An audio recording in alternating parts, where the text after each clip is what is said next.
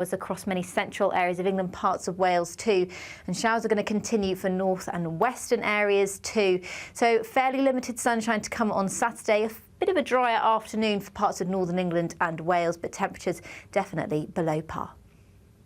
That warm feeling inside from Boxed Boilers, sponsors of weather on GB News.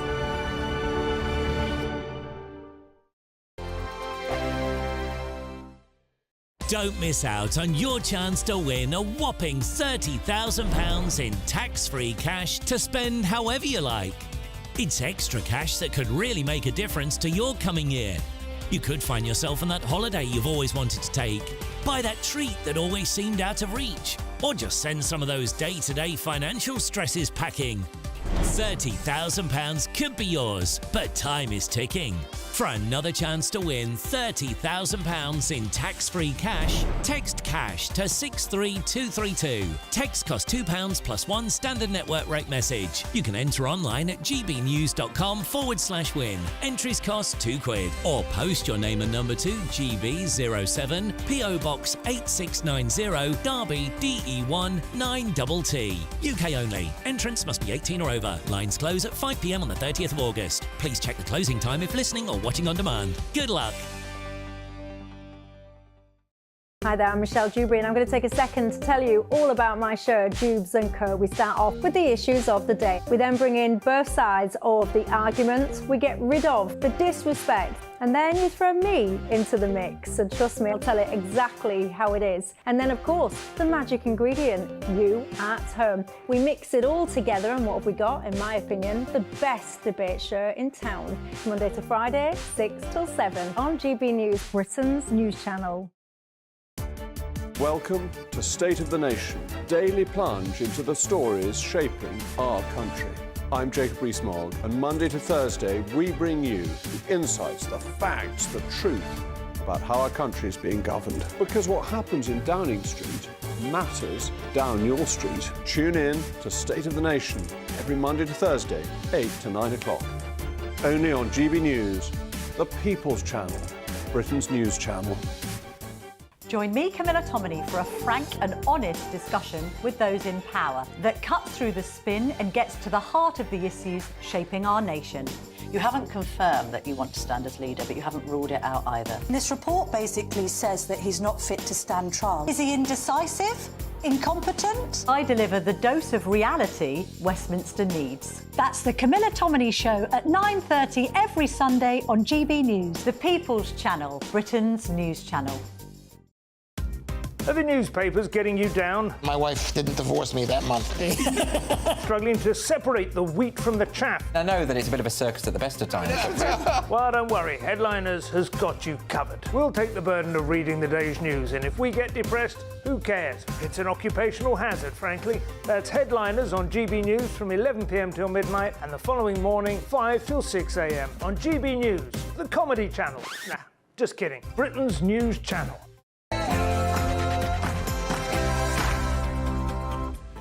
Good afternoon, Britain. It's 12 o'clock on Friday, the 23rd of August. I'm Emily Carver. And I'm Cameron Walker.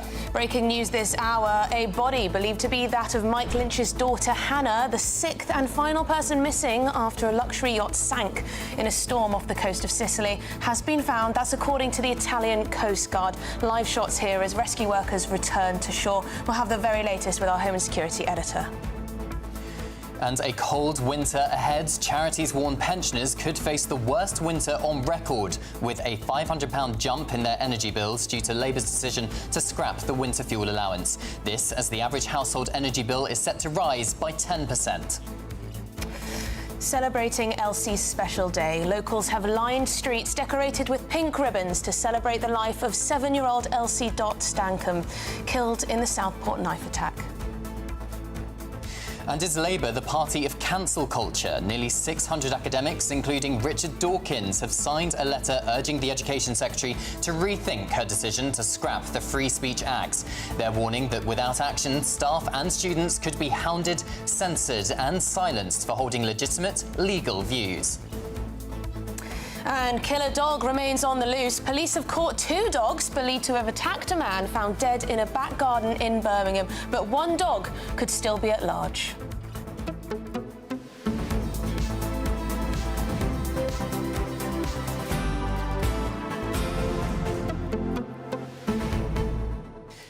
Right, well, big story today is, of course, energy bills. Now, charities are warning that some pensioners could see their bills rise by as much as £500. Yeah, and could it also be a double whammy for pensioners? Because, of course, most of them, or some of them at least, have lost their winter fuel payments, creating that £500 figure. So do get in touch if you have been affected by this price cap increase even.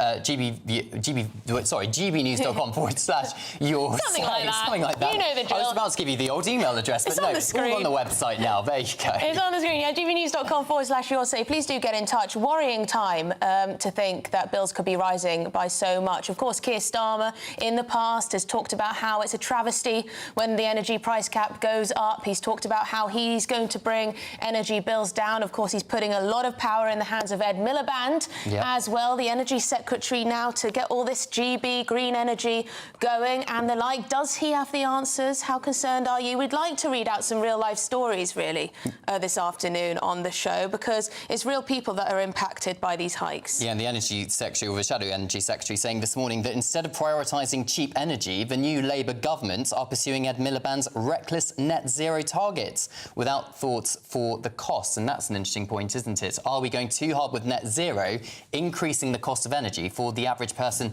in Great Britain? And for the big thinkers out there, please do let me know what you make of the whole concept of an energy price cap. It doesn't seem to be much of a cap when it goes up and down all the time. Please do let us know your thoughts. GBnews.com/your say. But it's time for the headlines with Sophia.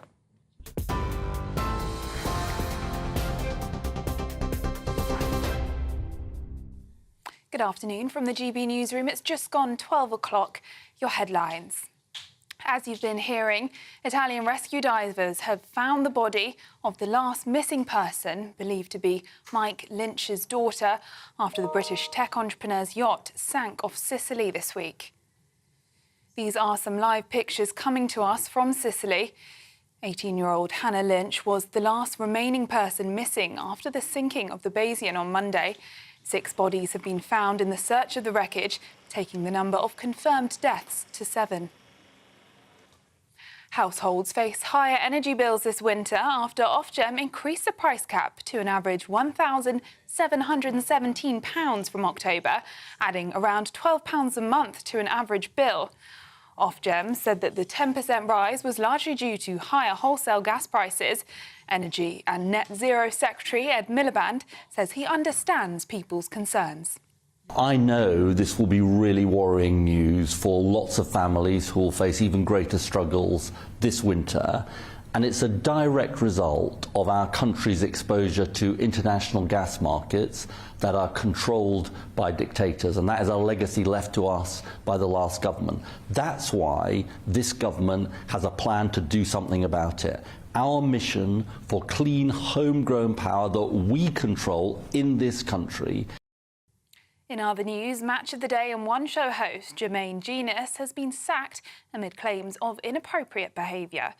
It's been reported the termination followed allegations involving digital communications, such as allegedly sending unsolicited texts to a junior member of staff. The news broke yesterday afternoon while Jermaine was on air with Talk Sport. It's being reported that you sent unsolicited texts to a female member of staff at the One Show. Is that true? There's... Like I said, I'm not happy about this situation.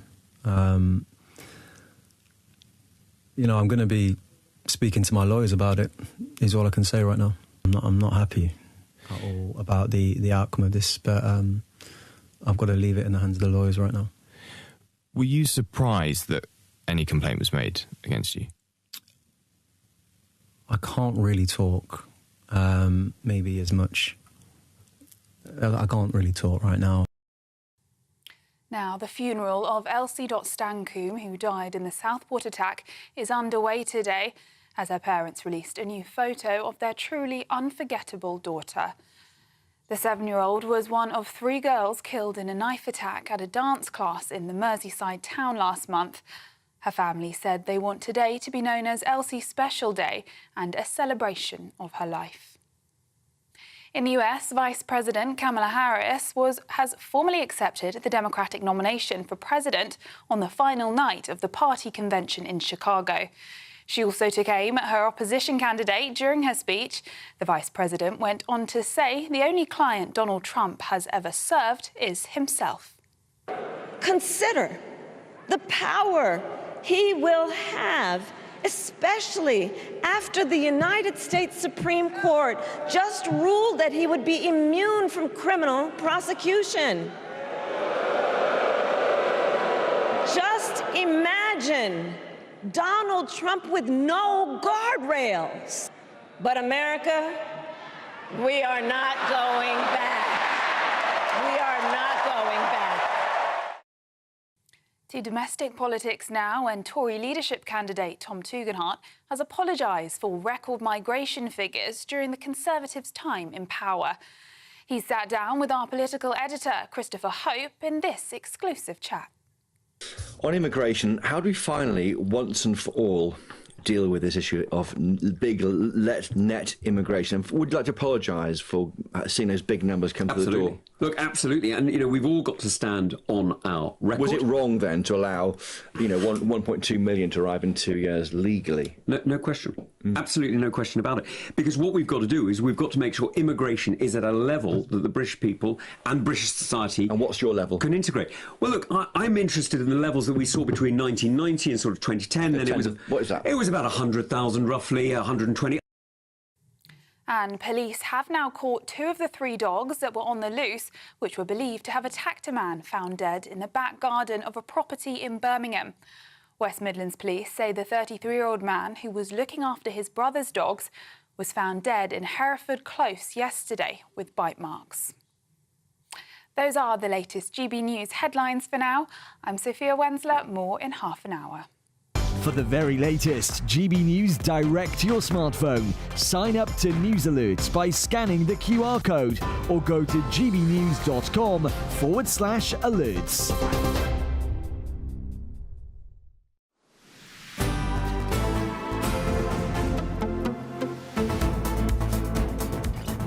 Welcome back. It's 8 minutes past 12. Now, rescue divers have found the last body believed to be Mike Lynch's 18-year-old daughter, Hannah, following the British super yacht that sank off the coast of Sicily earlier this week. Yes, this comes as a manslaughter investigation has reportedly been launched by the Italian authorities. Well, joining us now is our Home and Security editor, Mark White. Mark, thank you for joining us. The Italian Coast Guard has said this morning they compared the sunken yacht to trying to search an 18-storey building full of water. This has not been an easy task for them. Yeah, it's been incredibly complex because the yacht itself is lying some 50 metres down on the seabed. It's full of water, as you say, and, of course, all the furnishings, all the loose bits and pieces that you would get inside any vessel are there. They're floating, blocking the passageways, making it incredibly difficult for the dive teams to locate anyone inside, to get into there in the first place to be able to search. And they're limited because of the depth to 12 minutes a time, so very little time to get inside this yacht and to start doing the kind of operations that they're supposed to be doing. Looking now at images actually off the main port there in Porticello, where the fire service and paramedics are gathered as the body of, we believe, Hannah Lynch, the 18-year-old daughter of Mike Lynch, is now being brought ashore by those dive teams, having located her a little earlier this morning. It was, it wasn't easy, of course, but because that was the last of those that were missing to be recovered, they were able to get in there and to remove that body relatively quickly. And now we'll begin the formal process of identifying the last of the victims. This has been a hideous tragedy to watch unfold. It happened in just a matter of minutes, if not, hours. It's hideous. We now know the body of Mike Lynch's daughter has been found, but now there's some talk, or at least some early reports, that there may be a manslaughter investigation. Do we know what this is about? Yeah, I mean, I think that really stands to reason. There are some serious questions for the crews to be able to, the captain in particular, that has to answer with regard to the actions that he did or didn't take during this storm. We heard on Monday, not long after this boat had gone down, from an eyewitness, captain of another vessel that was anchored just nearby in the bay there, about half a mile offshore. And when this storm blew in, he started his engine, pulled up the anchor and steered his vessel into the wind, which is what you're supposed to do. Now, it may well be that this just didn't happen on the Bayesian, and that's why it was blown over, that it was facing side on to that very significant storm that blew in, and reports of a waterspout that may have hit the boat, the ship, or we should say the yacht, directly, and may have been what pushed that yacht over. So there will be those questions that the captain needs to answer. What, if anything, they did? Did they have actually anybody on the bridge? You'd think with a crew of 10, because there were 12 passengers on board and a crew of 10, there would have been enough personnel to be able to ensure that the bridge was manned 24 hours a day. Was someone on the bridge? What efforts did they take? Did they alert any of the passengers below? All of that will factor into the investigators' probe as they go forward. Reports suggest that the yacht is largely intact on the seabed. Is there a possibility that they could attempt to raise the vessel in order to help their investigation into exactly what happened? I think that's a definite possibility. Now, the Italian Coast Guard were asked that very question just a day or two ago and said that wasn't in their thinking at the moment. Because they were in a recovery operation. They wanted to ensure that all those missing were found and recovered. That has now been done, and they've said once that sort of search and rescue, which then became a recovery operation, had concluded, then they may well look, with the assistance of salvage experts, at raising the vessel itself.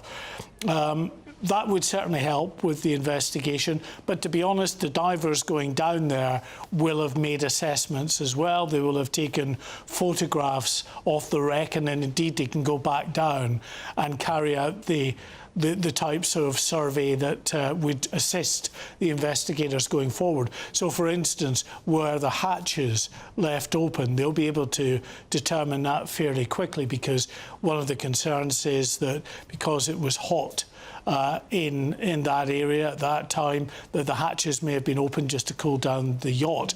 But in doing that, that would have aided the sinking of the vessel very quickly as well. So they can photograph that. They can also look at the keel. It had a retractable keel on the yacht as well. Now, that should be down really in this kind of weather conditions, because it helps stabilise the yacht. So they'll be able to tell whether the keel was retracted or whether indeed it was down. If it was retracted, that is another mark against potentially the captain there as well.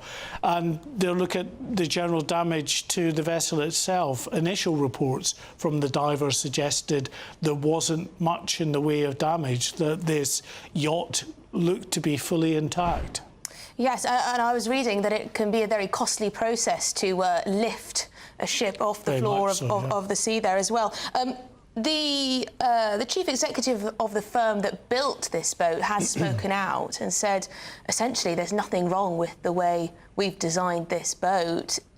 He's very much blamed human error for this disaster. So it'll be very interesting to see if that is what it was completely about. Yeah, he's defending the boat. This is Giovanni Constantino from the firm that designed and built the boat, Italian Sea Group.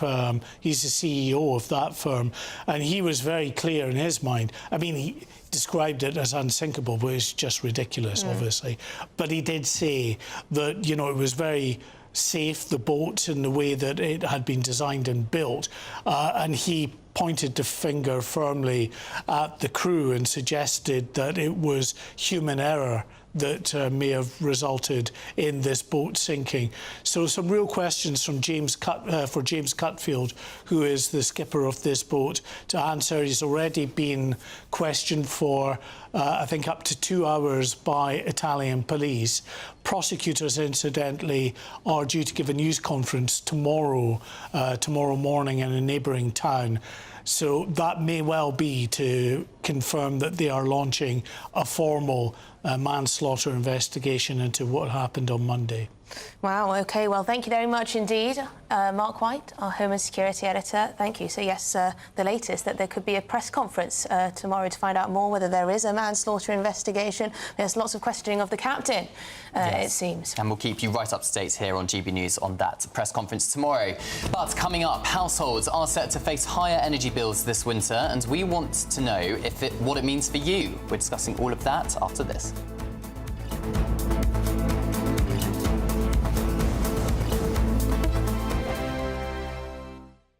Headliners. Tomorrow's papers tonight. Every night from 11 p.m. Bad news for Liberal mothers who want to score virtue points by transitioning their kids, Lewis. You know, this tell us what it is. Is a California dad is granted full custody of 4-year-old son after boy's mom tried to raise the child non-binary. It's almost like cult-like behaviour. You've got the mother transitioning and then the transitioning the son as well. It's interesting that, you know, it's almost like a religion. You get, you know, if you're a Christian, your kids are probably going to be Christian. If you're, you know, Hindu, your kids are probably going to be Hindu. And if you're transgender, your kids are probably going to be transgender. There's absolutely a causation there. We see plenty of times in videos. This is exactly it. Like, and also we see the children of celebrities and people in particularly sort of liberal environments. It doesn't happen in some village in Indonesia or whatever. Yeah. Anyway, so yeah, there's no such thing as a trans child. There's no such thing as non-binary. What there is are people with mental health issues and parents who want a virtual signal and also want to brainwash their children. This is an egregious example of that, where she was basically taking him to Disneyland, but he couldn't get on a ride unless he wore princess shoes. I mean, really evil, horrible stuff. You know, forced to wear a dress on his birthday. You know, just really nasty stuff. Now, here's the thing. You talk about the court going to him. No, that's not what happened. He took 800 pages of documentary evidence. He took 8 hours of police body camera footage showing this mental behaviour from the mother. And guess what? The courts ruled that the mum got him. They ruled against him. The only reason that he got custody of his child is because, thank God, a child protective services officer randomly got involved, looked into it themselves, and that's how he eventually got custody of the child. So the courts in America are utterly captured. GB News, the People's Channel.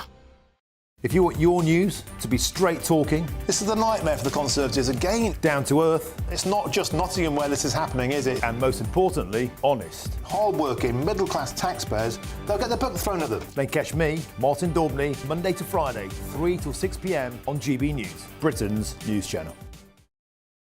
Join me, Neil Oliver, every Sunday night at 6 p.m. on GB News. And if an hour is not nearly enough for you, go to gbnews.com for special extended episodes online every Friday at 9 p.m, where we can truly get into the nitty-gritty of what's going on. GB News, Britain's news channel. We're proud to be GB News, the People's Channel. And as you know, we always love to hear your views. Now, there's a new way of getting in touch with us at gbnews.com/yoursay. By commenting, you can be part of a live conversation and join our GB News community. You can even talk to me, Bev Turner, or any of the members of the GB News family.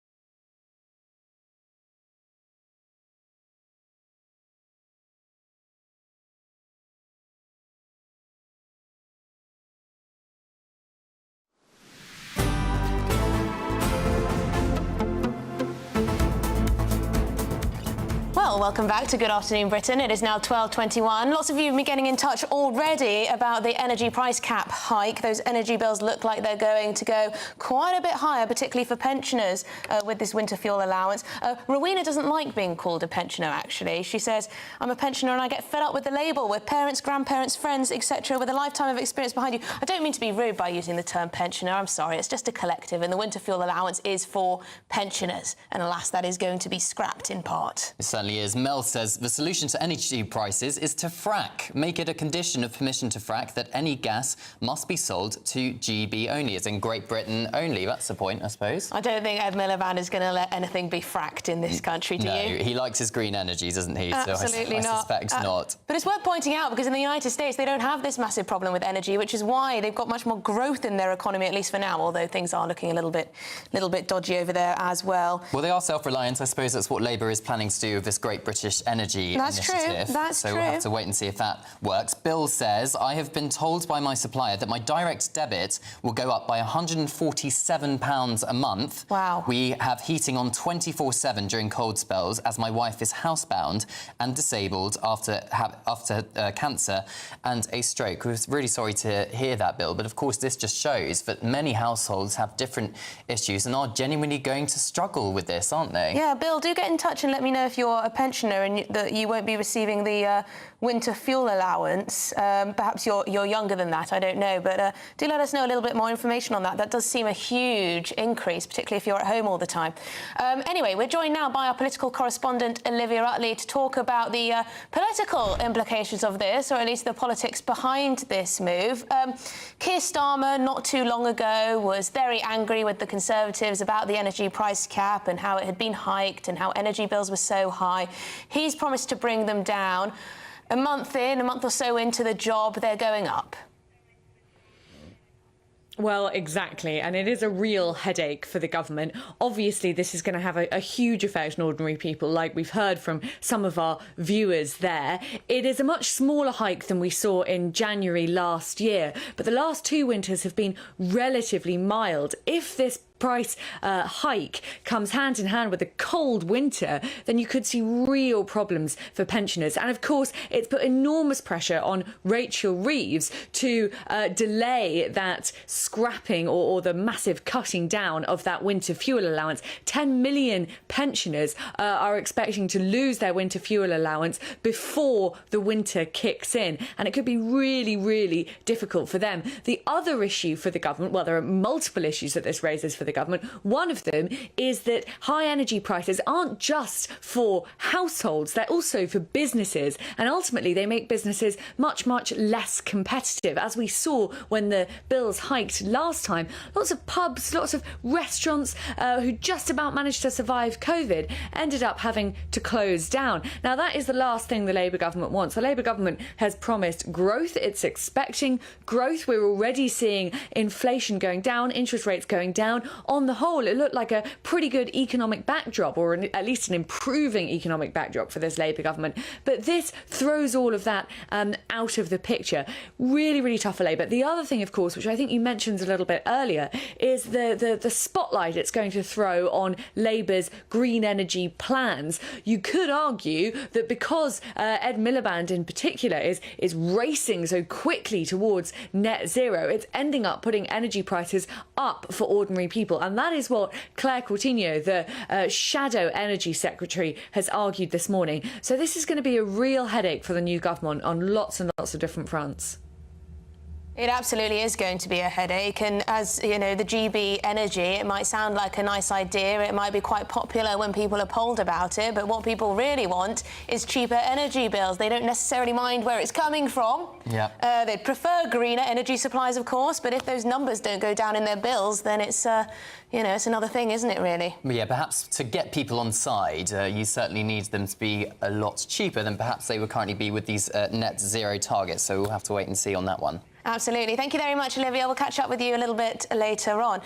Now, I believe we're joined by one of our GB viewers, which is fantastic, William Pickup. William, thank you very much indeed for joining us this afternoon. I mean, what do you make of the news today that the price cap is going up and that pensioners could see their bills rise by £500? Well, good afternoon, Emily, and Cameron, very nice to see you. Well, it's a bit of a disaster, I think, for the Labour government. The timing couldn't be worse. As Olivia said, this is going to cause all sorts of problems. They've just taken £200 off 10 million, 9 million pensioners at the same time as bills are about to rise. It's a complete disaster. From my point of view, I fixed my bill back in June, so I'm quite fortunate I won't be affected particularly by this. But out of those 10 million people, I know the government's view is that there'll be a significant number who don't need the £200. But how many? 3 million, 4 million, 5 million? You're still going to have millions of people who are going to have to get very cold and freeze at times because they haven't got this winter fuel payment. It sounds completely bizarre that we've got a Labour government doing this to pensioners. I suppose it's interesting to see how, of course, we've had all these different prices going up, particularly of energy, but also food and supermarkets inflation has been a big issue, particularly in the last year or so. Do you think the biggest issue this winter, William, is going to be the energy price cap increase? For some people, definitely, because inflation's down now, as we know, to a 2% or whatever it is. So the food prices are pretty much stabilised, even though they're still high. But for some people, this has been a lifeline to get £200 and have that taken away from them. And on top of that, they know they're going to have to pay another £150. And the other thing is the timing of this. People haven't got... I was lucky. I managed to save from January a bit extra, pay more on my bill every month. So I've got a bit of a war chest. But many of these people haven't got the option to do that, and certainly not now, with autumn and winter almost upon us. Now, William, how much faith do you have in Ed Miliband's green energy revolution? Lots of money is going to be pumped into GB Energy. Now, Ed Miliband thinks all the GB viewers will absolutely love GB Energy because it sounds a bit like the channel. But are you keen on the idea? Is it possible to have less than zero faith in this project? I mean, it sounds great, doesn't it? Free energy for all, and it comes from wind. What can be greener and what can be better? The reality is, even the regulator and the power generators have said we'd need to recable Britain to get the amount of electricity we're going to need if we switch gas off and everyone have electric cars. That alone, the recabling of Britain, they've estimated will cost £3 trillion. I mean, this is just fantasy. Sorry, William, I was going to say, what does Labour need to do to get the British public on side when it comes to meeting these net zero targets? Because if the energy is so much more expensive when it comes to net zero, what are they going to do about it at some point in the future when we do actually need net zero energy? Well, I think they have to accept realism in the first place, which is to admit that gas and oil are going to be required for a lot longer than the next 5 years. They're probably going to, all the experts, most of the experts are saying by 2050. So that's the first thing. And then have a sensible policy for trying to, somebody mentioned on the programme earlier, frack or carry out extracting gas from the North Sea, and allow that to happen and show people what Starmer's been saying for years, that he's on their side.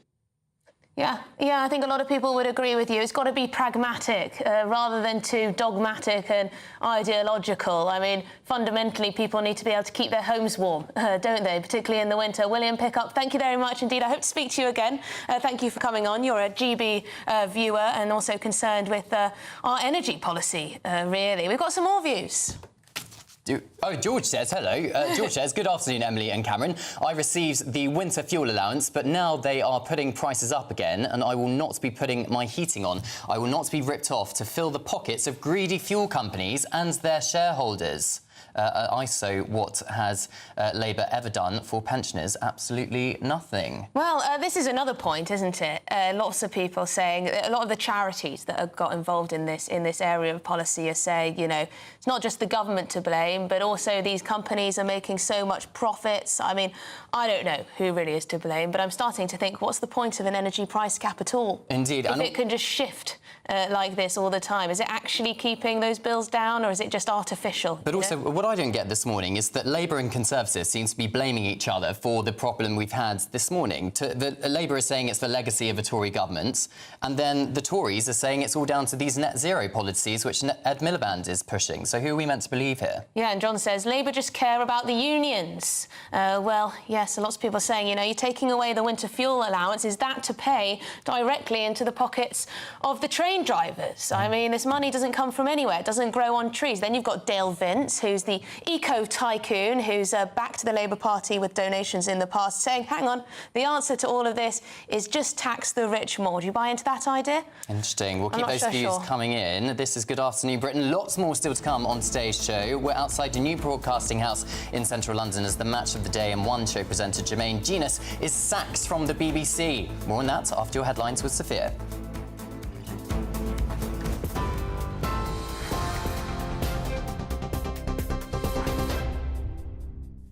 Cameron, thank you. Good afternoon from the GB newsroom. It's just gone 12:30. Your headlines. Italian rescue divers have found the body of the last missing person, believed to be Mike Lynch's daughter, after the British tech entrepreneur's yacht sank off Sicily this week. 18-year-old Hannah Lynch was the last remaining person missing after the sinking of the Bayesian on Monday. 6 bodies have been found in the search of the wreckage, taking the number of confirmed deaths to 7. Households face higher energy bills this winter after Ofgem increased the price cap to an average £1,717 from October, adding around £12 a month to an average bill. Ofgem said that the 10% rise was largely due to higher wholesale gas prices. Energy and Net Zero Secretary Ed Miliband says he understands people's concerns. I know this will be really worrying news for lots of families who will face even greater struggles this winter. And it's a direct result of our country's exposure to international gas markets that are controlled by dictators. And that is a legacy left to us by the last government. That's why this government has a plan to do something about it. Our mission for clean, homegrown power that we control in this country. Match of the Day and One show host Jermaine Jenas has been sacked amid claims of inappropriate behaviour. It's been reported the termination followed allegations involving digital communications, such as allegedly sending unsolicited texts to junior members of staff. That's according to the Mail. Police have now caught 2 of the 3 dogs that were on the loose, which were believed to have attacked a man found dead in the back garden of a property in Birmingham. West Midlands Police say the 33-year-old man who was looking after his brother's dogs was found dead in Hereford Close yesterday with bite marks. And flights have been cancelled and drivers urged to take care as Storm Lillian sweeps across parts of the UK ahead of what could be the busiest August bank holiday on the roads on record. Strong winds of up to 80 miles per hour are forecast, with travel disruption, flooding, power cuts and dangerous conditions near coastal areas likely. Meanwhile, 2 stages at Leeds Festival have closed for the day due to the high winds caused by Storm Lillian. Those are the latest GB News headlines for now. I'm Sophia Wensler, more in half an hour. For the very latest GB News direct to your smartphone, sign up to News Alerts by scanning the QR code or go to gbnews.com/alerts.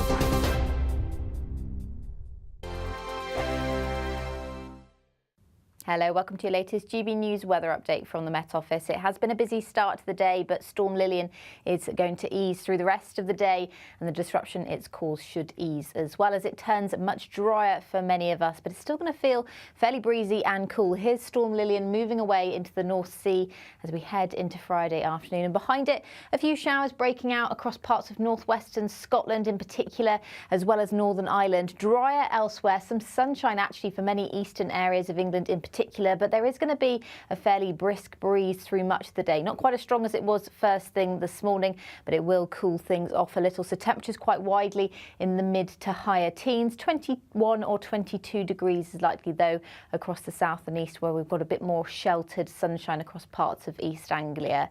So showers will continue for northern areas throughout this evening. Some eastern areas of Scotland staying largely dry, but particularly for central and western areas of Scotland, as well as Northern Ireland, we could see some fairly blustery and heavy showers throughout this evening and overnight as well. For Wales and much of England, though, it will be a dry end to the day. A few showers moving into the far south and west, though, for a few areas. And for many of us, it will be a dry start to the night, but the rain will arrive across southern areas of England overnight by Saturday morning. And there will be some quite heavy rain pushing in to the south and east throughout the early hours, bringing quite a wet start here. Elsewhere, cloud building across much of more northern areas of England and Wales, clearer for the north and west, but for many of us, a fairly mild night with the strength of the breeze and all that cloud around. So there is a rain warning in force for the rain across parts of the southeast of England.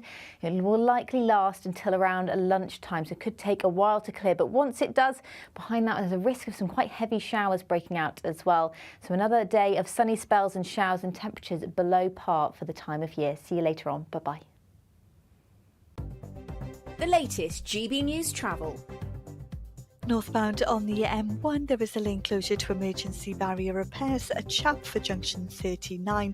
Traffic is coping well. Southbound on the A1M, there is a partial block to a broken down tree at junction 44 for York. Again, though, traffic is on the move. Slow, however, for the northbound side of the M1. A lane closure on the entry slip road continues at junction 10 for Luton Airport Spur Road due to an accident.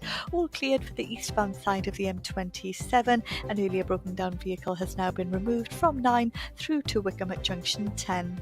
And the northbound side of the M6, a lane closure to a broken down vehicle from junction 18 through to 19 for Knutsford. It's looking slow as a result. That's the very latest travel news. You can stay up to date throughout the day by visiting our website gbnews.com.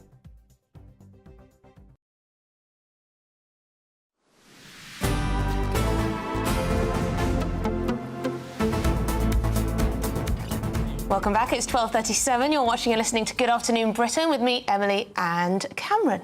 Now, another scandal at the BBC. Another day, another scandal at the BBC, because the Match of the Day and One Show host, Jermaine Jenas, has been sacked. Yes, he is facing claims of inappropriate behaviour, and the news broke yesterday afternoon whilst he was on air with Talk Sport. Take a listen.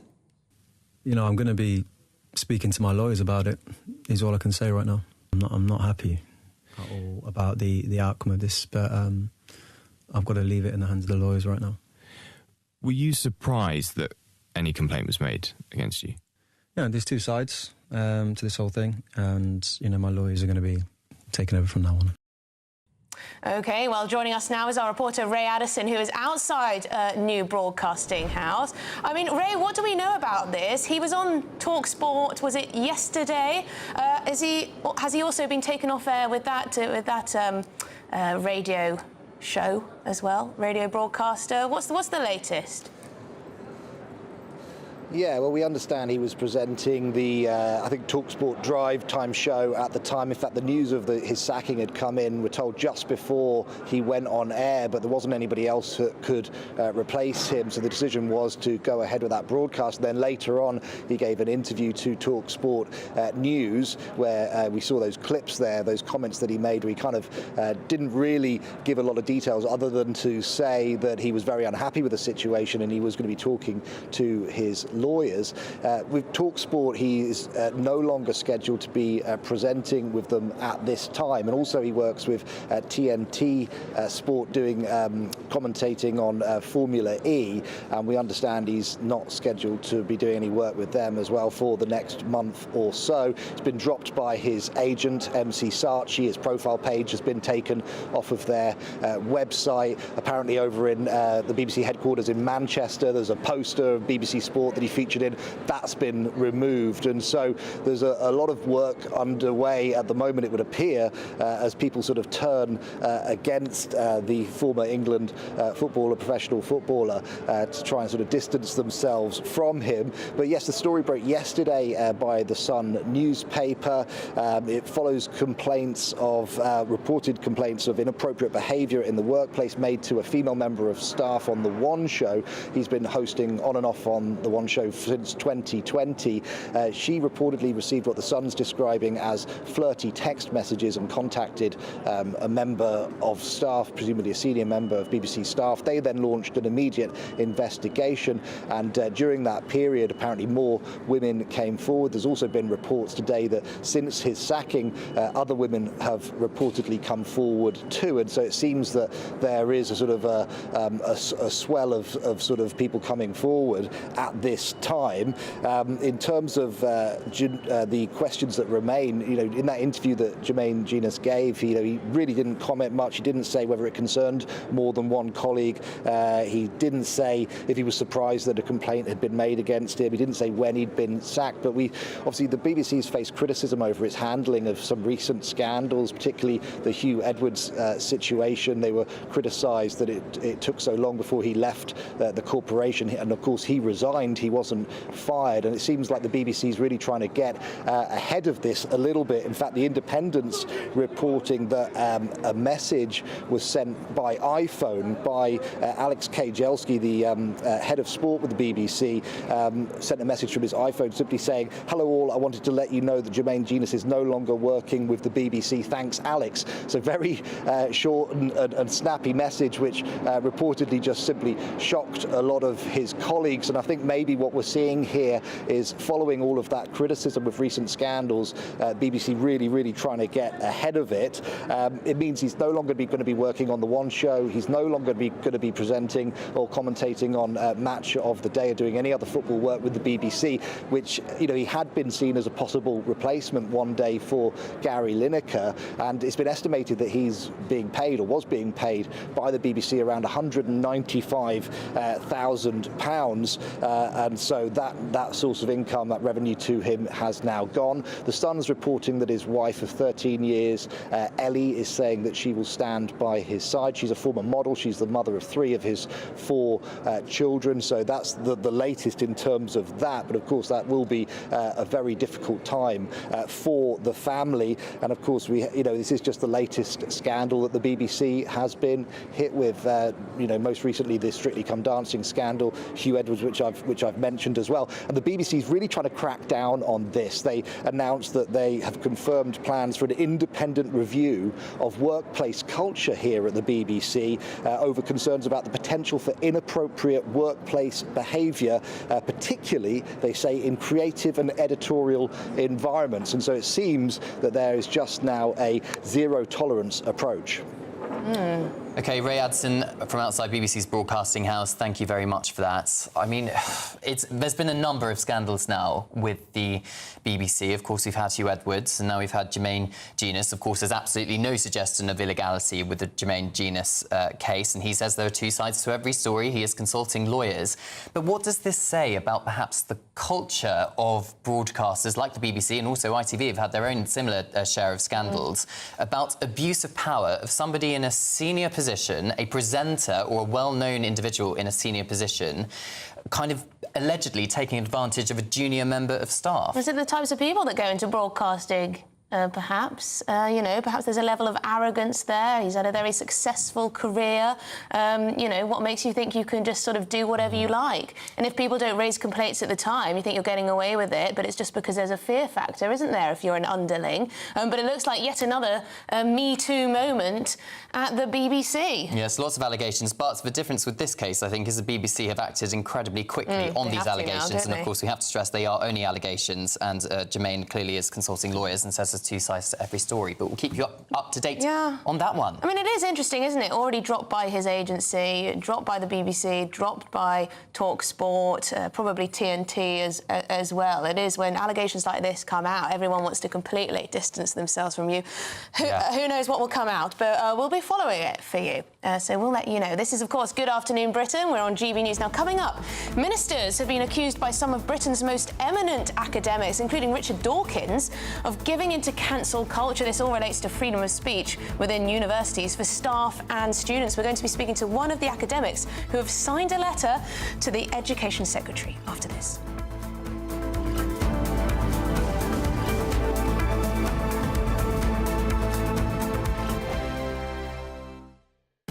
Sunday with Michael Portillo from 11, only on GB News. A new exhibition at Gainsborough's house in Sudbury in Suffolk is the first to chart the artistic careers of Cedric Morris, who lived from 1889 to 1982, and Arthur Haynes, who lived from 1894 to 1978. They were partners in love and art for 60 years. I'm joined now by the exhibition curator, Dr. Pat Hardy. Some people will not be in the least bit familiar with these two British artists. So do you want to say a word of background about Cedric Morris and Arthur Haynes? About 100 artworks were left in 2017 of Cedric Morris's works. And it was felt then that an exhibition to showcase that work would be very appealing to the public. Morris's flower paintings have had a lot of traction. They've become very popular commercially, and there's been more research done on them. So it was felt that it would be good to broaden out the flower painter aspects of Morris's work to showcase the portraits and the landscapes and protest paintings, which we now had in the collection. And it was also thought important that his partner, as you mentioned, for 60 years, Let Haynes, was also given some profile because he very much fell away into the shadows because he was promoting Morris's work and running the school, which was set up nearby, near Sudbury, near Gainsborough's house at Hadley, which was a very different type of art school. And a lot of people, both artists and locals, do remember it having been in operation and how wild it was and how bohemian they were. So it's felt to be a good story in personal terms, but also artistically to try and place these two, particularly Morris, in the 20th century art world. GB News, the People's Channel. Hi there, I'm Michelle Dewberry and I'm going to take a second to tell you all about my show, Dubes & Co. We start off with the issues of the day. We then bring in both sides of the argument. We get rid of the disrespect. And then you throw me into the mix. And trust me, I'll tell it exactly how it is. And then, of course, the magic ingredient, you at home. We mix it all together and what have we got, in my opinion, the best debate show in town. Monday to Friday, 6 till 7 on GB News, Britain's news channel. I'm Patrick Christie's. Every weeknight from 9, I bring you 2 hours of unmissable, explosive debate and headline-grabbing interviews. What impact has that had? We got death threats and the bomb threat and so on. As time passes, She could have saved Storm. you made my argument for me. My guests and I tackle the issues that really matter, with a sharp take on every story. Went everywhere. Something practical could be done. Or I can become something different. Patrick Christie's tonight from 9 p.m. only on GB News, Britain's news channel.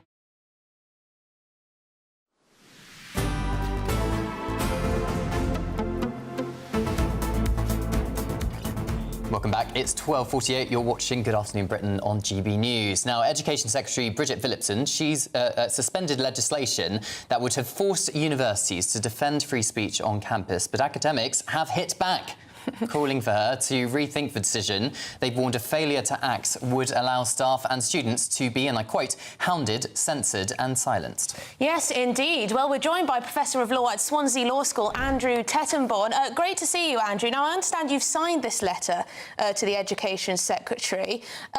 The accusation here is that essentially Bridget doesn't care enough about free speech, and this move to get rid of this Free Speech Act that was brought in by the Conservatives will leave students and staff at risk of basically being cancelled for legitimate speech. Yeah, I think that's right. This government, I've had the impression for a bit of time, doesn't really get free speech. It's desperate for a chance to control the discourse in the public sphere. I think you've also got to remember that one group of people who hated the free speech legislation because it would involve them in extra work were the university administrators. And it's an open secret that large numbers of them, together with vice-chancellors, bent the ear of Labour shadow ministers and said, look, if you get in, when you get in, might you be able to do something about this pesky Freedom of Speech Act? Because they find it much easier, of course, just to be able to wing it and say, well, this speech might cause offence, this speech might cause trouble on campus. Why don't we just cancel it for safety reasons, to enable students to feel safe or whatever? Sorry, your line is breaking up ever so slightly, but I'll put another question to you in the hope that you can hear. So Bridget Phillipson, she said last month, she said that the Act isn't fit for purpose because it could expose students to harm and appalling hate speech on campuses. I mean, where's the evidence of that, Andrew, as you understand it, or is there none? I think we've lost Andrew. Andrew, well, it's actually rather difficult to find. Let's start with hate speech. Hate speech is already illegal. If I speak at a university in such a way as to cause racial hatred or with intent to cause religious hatred, I'm already guilty of a criminal offence, and the university has every reason to stop me and has every right to stop me. So I don't think that's a particularly good excuse. And the other thing is, when you talk about harm to students, what do you mean? If you mean offence to students, well, I'm sorry, but that's what freedom of speech is about. Freedom of speech within a university, provided that you don't cause offence to a particular interest group, isn't worth having in the first place. Andrew, a government source has told The Times that we make no apology for pausing the Tories' hate speech charter, which would have allowed anti-Semites and Holocaust deniers free rein on campuses. What do you say to that? Well, it comes back to what I said earlier. Anti-Semites, if I go on campus... Sorry, Andrew, we're going to have to end the interview there because your line, unfortunately, is tickling. But yes, I mean, this is the thing, isn't it?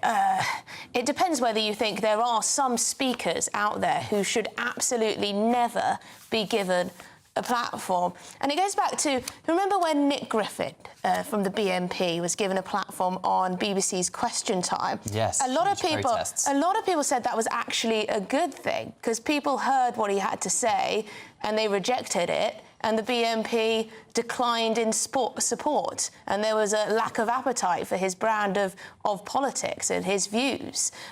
So I'm wary of anyone, maybe within some limitations, being no platform, because you've seen students try and deplatform the likes of Jacob Rees-Mogg, or protesting at even the thought of Nigel Farage turning up at their university when he's been invited by one group of people, one group of students, to give a talk. I mean, why do students and indeed staff need to be mollycoddled so much that they can't even be exposed to other views? I mean, you can see the views on the internet. Yeah, I mean, it's a very fine balance, perhaps, between free speech and hate speech. But one of the main points of university, perhaps, is critical thinking, being exposed to different points of view and being able to make up your own mind and have your free mind to speak what you think. I don't know. I just think there are some warning signs coming from the Labour government at the moment when it does come to freedom of speech. I mean, is Bridget Phillipson just caving in to cancel culture here? Would she be happy to see people that she doesn't agree with not be able to speak at universities up and down this country?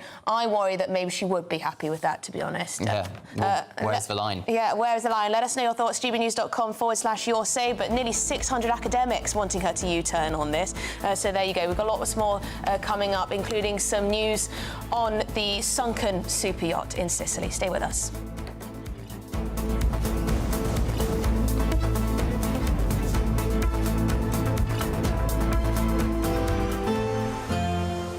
A brighter outlook with Box Solar, sponsors of weather on GB News. Hello, welcome to your latest GB News weather update from the Met Office. It has been a busy start to the day, but Storm Lilian is going to ease through the rest of the day, and the disruption it's caused should ease as well as it turns much drier for many of us, but it's still going to feel fairly breezy and cool. Here's Storm Lilian moving away into the North Sea as we head into Friday afternoon, and behind it, a few showers breaking out across parts of northwestern Scotland in particular, as well as Northern Ireland. Drier elsewhere, some sunshine actually for many eastern areas of England in particular. particular, but there is going to be a fairly brisk breeze through much of the day. Not quite as strong as it was first thing this morning, but it will cool things off a little. So temperatures quite widely in the mid to higher teens. 21 or 22 degrees is likely, though, across the south and east, where we've got a bit more sheltered sunshine across parts of East Anglia. So showers will continue for northern areas throughout this evening. Some eastern areas of Scotland staying largely dry, but particularly for central and western areas of Scotland as well as Northern Ireland, we could see some fairly blustery and heavy showers throughout this evening and overnight as well. For Wales and much of England, though, it will be a dry end to the day. A few showers moving into the far south and west, though, for a few areas. And for many of us, it will be a dry start to the night, but the rain will arrive across southern areas of England overnight by Saturday morning. And there will be some quite heavy rain pushing in to the south and east throughout the early hours, bringing quite a wet start here. Elsewhere, cloud building across much of more northern areas of England and Wales, clearer for the north and west, but for many of us, a fairly mild night with the strength of the breeze and all that cloud around. So there is a rain warning in force for the rain across parts of the southeast of England. It will likely last until around lunchtime, so it could take a while to clear. But once it does, behind that, there's a risk of some quite heavy showers breaking out as well. So another day of sunny spells and showers and temperatures below par for the time of year. See you later on. Bye-bye. That warm feeling inside from Boxed Boilers, sponsors of weather on GB News. Don't miss out on your chance to win a whopping £30,000 in tax-free cash to spend however you like. It's extra cash that could really make a difference to your coming year. You could find yourself on that holiday you've always wanted to take, buy that treat that always seemed out of reach, or just send some of those day-to-day financial stresses packing. £30,000 could be yours, but time is ticking. For another chance to win £30,000 in tax-free cash, text CASH to 63232. Text costs £2 plus one standard network rate message. You can enter online at gbnews.com/win. Entries cost £2. Or post your name and number to GB07 PO Box 8690 Derby DE1 9TT. UK only. Entrance must be 18 or over. Lines close at 5 p.m. on the 30th of August. Please check the closing time if listening or watching on demand. Good luck. GB News Breakfast. Every day from 6 a.m. The Princess of Wales could be back to full duties by the autumn. This would be wonderful news. Well, I actually don't think she is going to be back to full-time duties by the autumn. I think that's how I read it.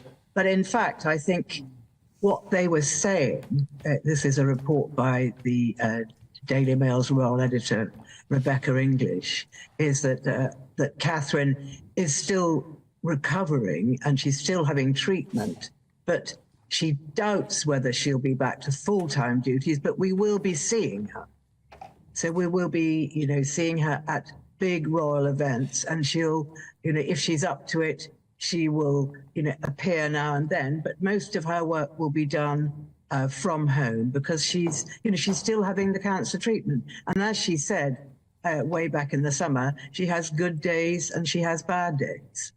Yeah, and we can all understand that, can't we? But it does make such a difference, doesn't it, to catch glimpses of her. And seeing her and William this week congratulating the GB athletes after the success at the Olympics, it really does make all the difference just to see her, doesn't it?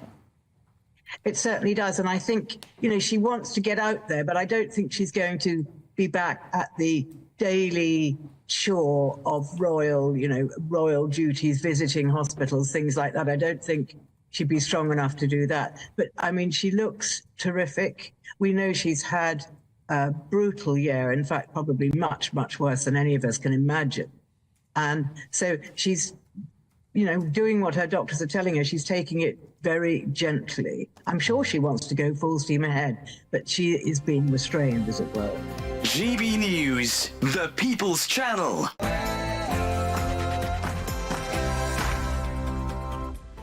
Good afternoon, Britain. It's 1 o'clock on Friday, the 23rd of August. I'm Cameron Walker. And I'm Emily Carver. Breaking news, a body believed to be that of Mike Lynch's daughter Hannah, the sixth and final person missing after a luxury yacht sank in a storm off the coast of Sicily, has been found, according to the Italian Coast Guard. And we will have some live shots shortly to bring you. We will indeed. Now, a cold winter ahead. It could be. Charities warn pensioners could face the worst winter on record, with a £500 jump in their energy bills due to Labour's decision to scrap the winter fuel allowance. This as the average household energy bill is set to rise by 10%. Is Labour the party of cancel culture? Nearly 600 academics, including Richard Dawkins, have signed a letter urging the Education Secretary to rethink her decision to scrap the Free Speech Act. They're warning that without action, staff and students could be hounded, censored and silenced for holding legitimate legal views. And if this painting really is the first ever portrait of William Shakespeare, it could be worth a whopping £200 million. Is it the real deal, or much ado about nothing?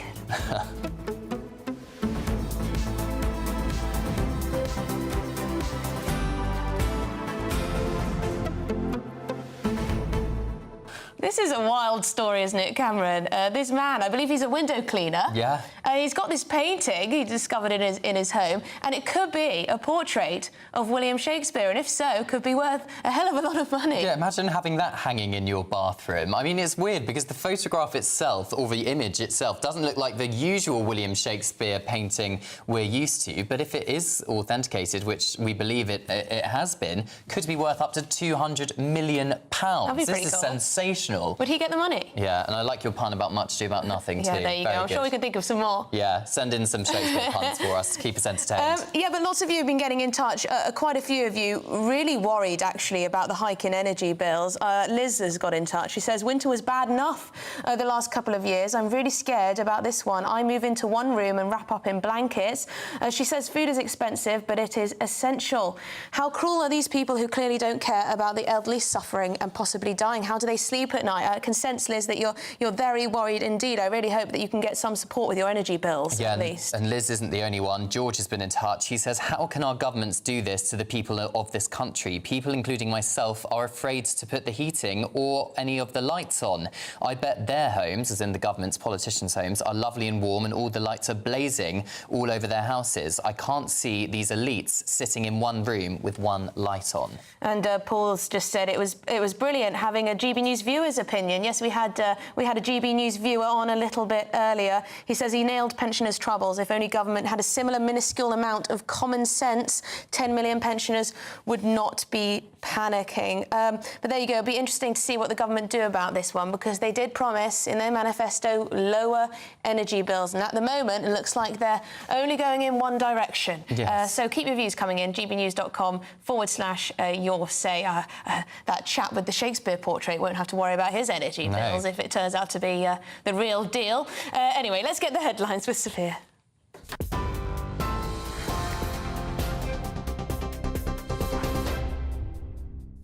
Emily, thank you. Good afternoon from the GB Newsroom. It's just gone 1 o'clock. Your headlines.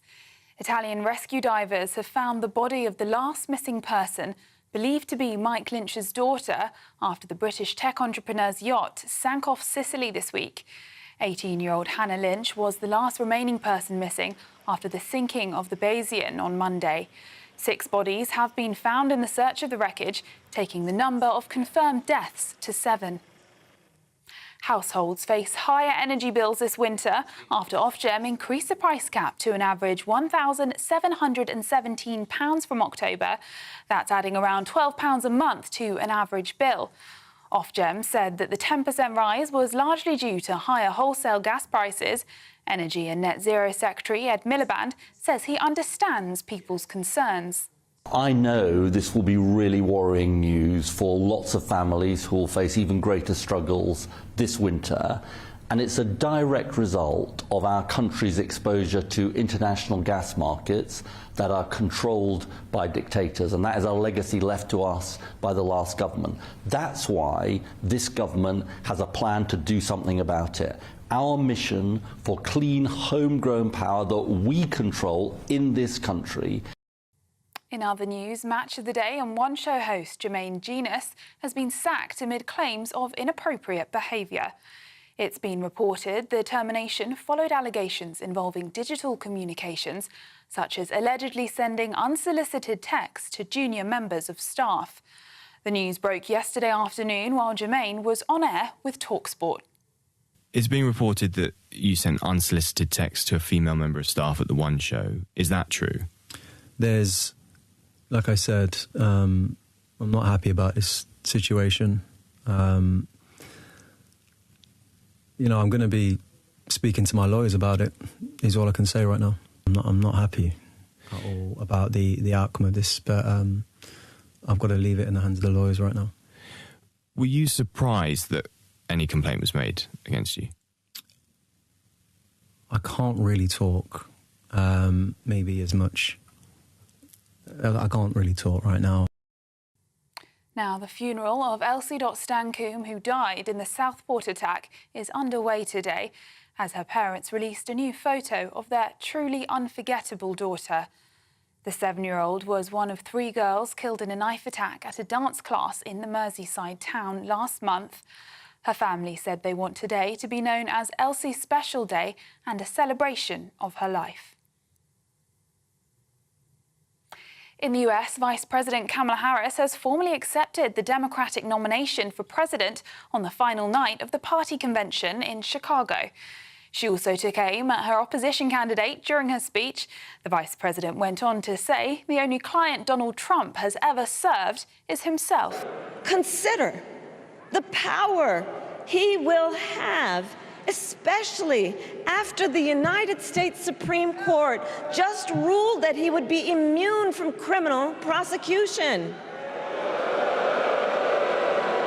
Just imagine Donald Trump with no guardrails. But America, we are not going back. We are not going back. To domestic politics now, where Tory leadership candidate Tom Tugendhat has apologised for record migration figures during the Conservatives' time in power. He sat down with our political editor, Christopher Hope, in this exclusive chat.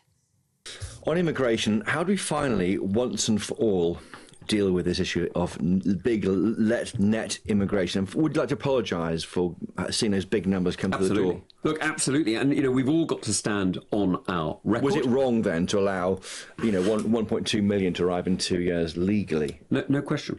Absolutely no question about it. Because what we've got to do is we've got to make sure immigration is at a level that the British people and British society... And what's your level? ...can integrate. Well, look, I'm interested in the levels that we saw between 1990 and sort of 2010. Then it was... What is that? It was about 100,000 roughly, 120. Police have now caught 2 dogs that were on the loose, which are believed to have attacked a man found dead in the back garden of a property in Birmingham. West Midlands Police say the 33-year-old man, who was looking after his brother's dogs, was found dead in Hereford Close yesterday with bite marks. Those are the latest GB News headlines for now. I'm Sophia Wensler, more in half an hour. For the very latest GB News direct to your smartphone, sign up to News Alerts by scanning the QR code or go to gbnews.com/alerts.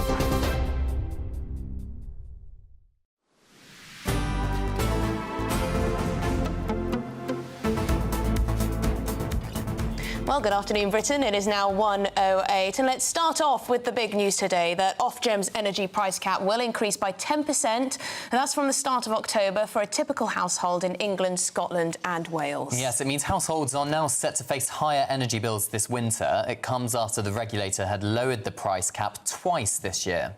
Well, we're joined by GB News reporter Will Hollis because there are a lot of people, particularly pensioners, who are very worried indeed about increasing prices. Will, you've been out and about asking people what it means for them. What does it mean?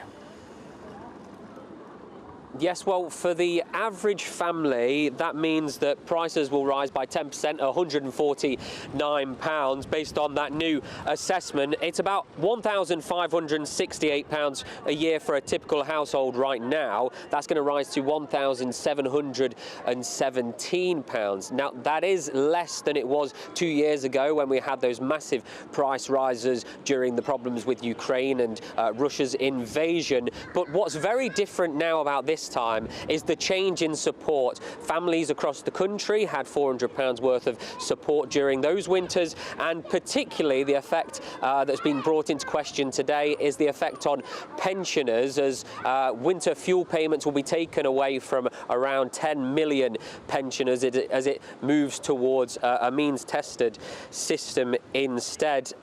Here where we are in Nottingham, this is a suburb called Arnold. Around a quarter of the 40,000 people that live in this town are of pension age, and I've been speaking to those people as well as working people about how this new price cap rise might affect them when it comes to colder months.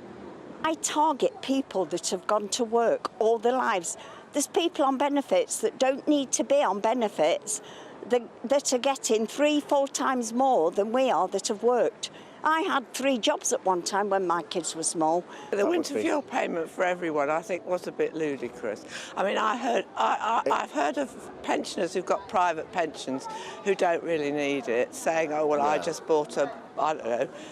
I mean, a guitar freak, I just bought a new guitar, you know, and think, oh, well, yeah, it's not really supposed to be for that. Yeah. We're already going through challenges with the economic living crisis, so it's not good news. I'm a staunch Labour voter, and I was ashamed to see a Labour government hit the poorest people the most. And I am partially sighted, deemed blind, and I don't think we'll get a penny. Well, the Labour government says they have to remove those fuel payments to try to fill the £22 billion black hole that they say was left to them by the previous Conservative government. Today, the Conservatives and the Greens are encouraging Labour to reverse that change to the winter fuel payments. But maybe most importantly, the Director of Age UK, Caroline Abrahams, says that this change to the fuel payment is reckless and wrong, particularly in light of that price cap announcement. Very interesting indeed. Thank you so much. Will Hollis out and about in Nottingham, getting the views of people. Interesting, some of the points they raised. Will there saying that, of course, people did get quite a lot of support, a lot of subsidies during COVID and Ukraine as a result of those hiking prices, which we no longer have. I mean, some people would argue that we should means test things a bit more, but I guess it's a question of priorities when you see the government giving in to very, very large pay demands from unions and the like. Shall we speak to the energy expert Catherine Porter to make sense of this all? Catherine, one question that keeps coming back to me is the whole idea of the energy price cap itself. It doesn't seem to be able to control the prices very well. Good afternoon. Well, the price cap isn't there to control the price. It's there to effectively make sure that people are being charged a fair amount for their energy. And so it's reflective of the cost of delivering that energy to consumers. If the cost of delivering the energy increases, as it has been doing, then unfortunately the price cap will go up, reflecting that. And Catherine, Ofgem seems to be blaming external factors for this, an international energy market due to heightened political tensions, extreme weather events is another cited example. So their hands are kind of tied, really, aren't they? What can the government do to make sure that people aren't being really cold this winter? Well, I mean, Ofgem's hands are tied because it can't control the prices. All it can do is make sure that the price cap is properly reflecting the actual costs. And they're right to say that the costs are being very influenced by international factors. What's happening in international gas markets does contribute quite a lot to what's happening with prices. And unfortunately, we may well see another increase in from January to March. And that's because of seasonal effects, because those are the coldest months of the year. But there is also a chance that gas prices could fall because there are certain market trends that would potentially suggest they're a bit higher than they need to be at the moment. Now, in terms of what the government can do, a large amount of what we pay in our bills is actually subsidy costs. And the government could remove those into general taxation. Many of the people who struggle the most with bills don't pay income tax. So this would immediately benefit them, because those costs would then be paid by other people who are earning more money, and it wouldn't be applied onto people's bills. The fact that subsidy costs are recovered through bills and not through taxation is extremely regressive. And that would be a very easy step for the government to take that would actually make quite a lot of difference to people.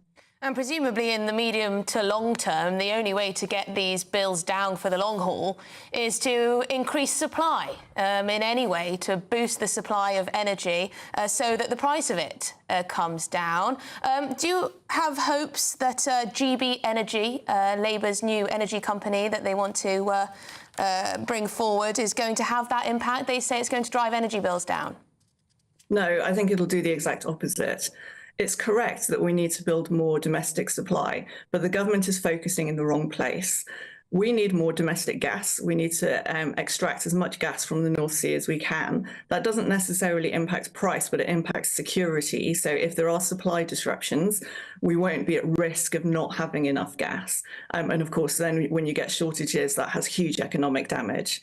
The other real problem is that the government seems to be extremely committed to wind. Now, and the wind is being very heavily subsidised. When in the election campaign, Labour said they were going to reduce energy bills by £300. That was based on a study by a consultancy firm called Ember, and they took as a reference price an old price cap that was more expensive. So there was already a couple of £100 baked in at the time of the election. But also they assumed that new renewable generation would be built at the cost of the fourth auction round a few years ago. But now the fifth auction round was a failure for wind. There were no offshore wind bids in the fifth round. And for the sixth round, the price has been increased significantly. So it's gone up from a reference price of £46 per megawatt hour to £73, but that's in 2012 money. So that's equivalent to about £108 today.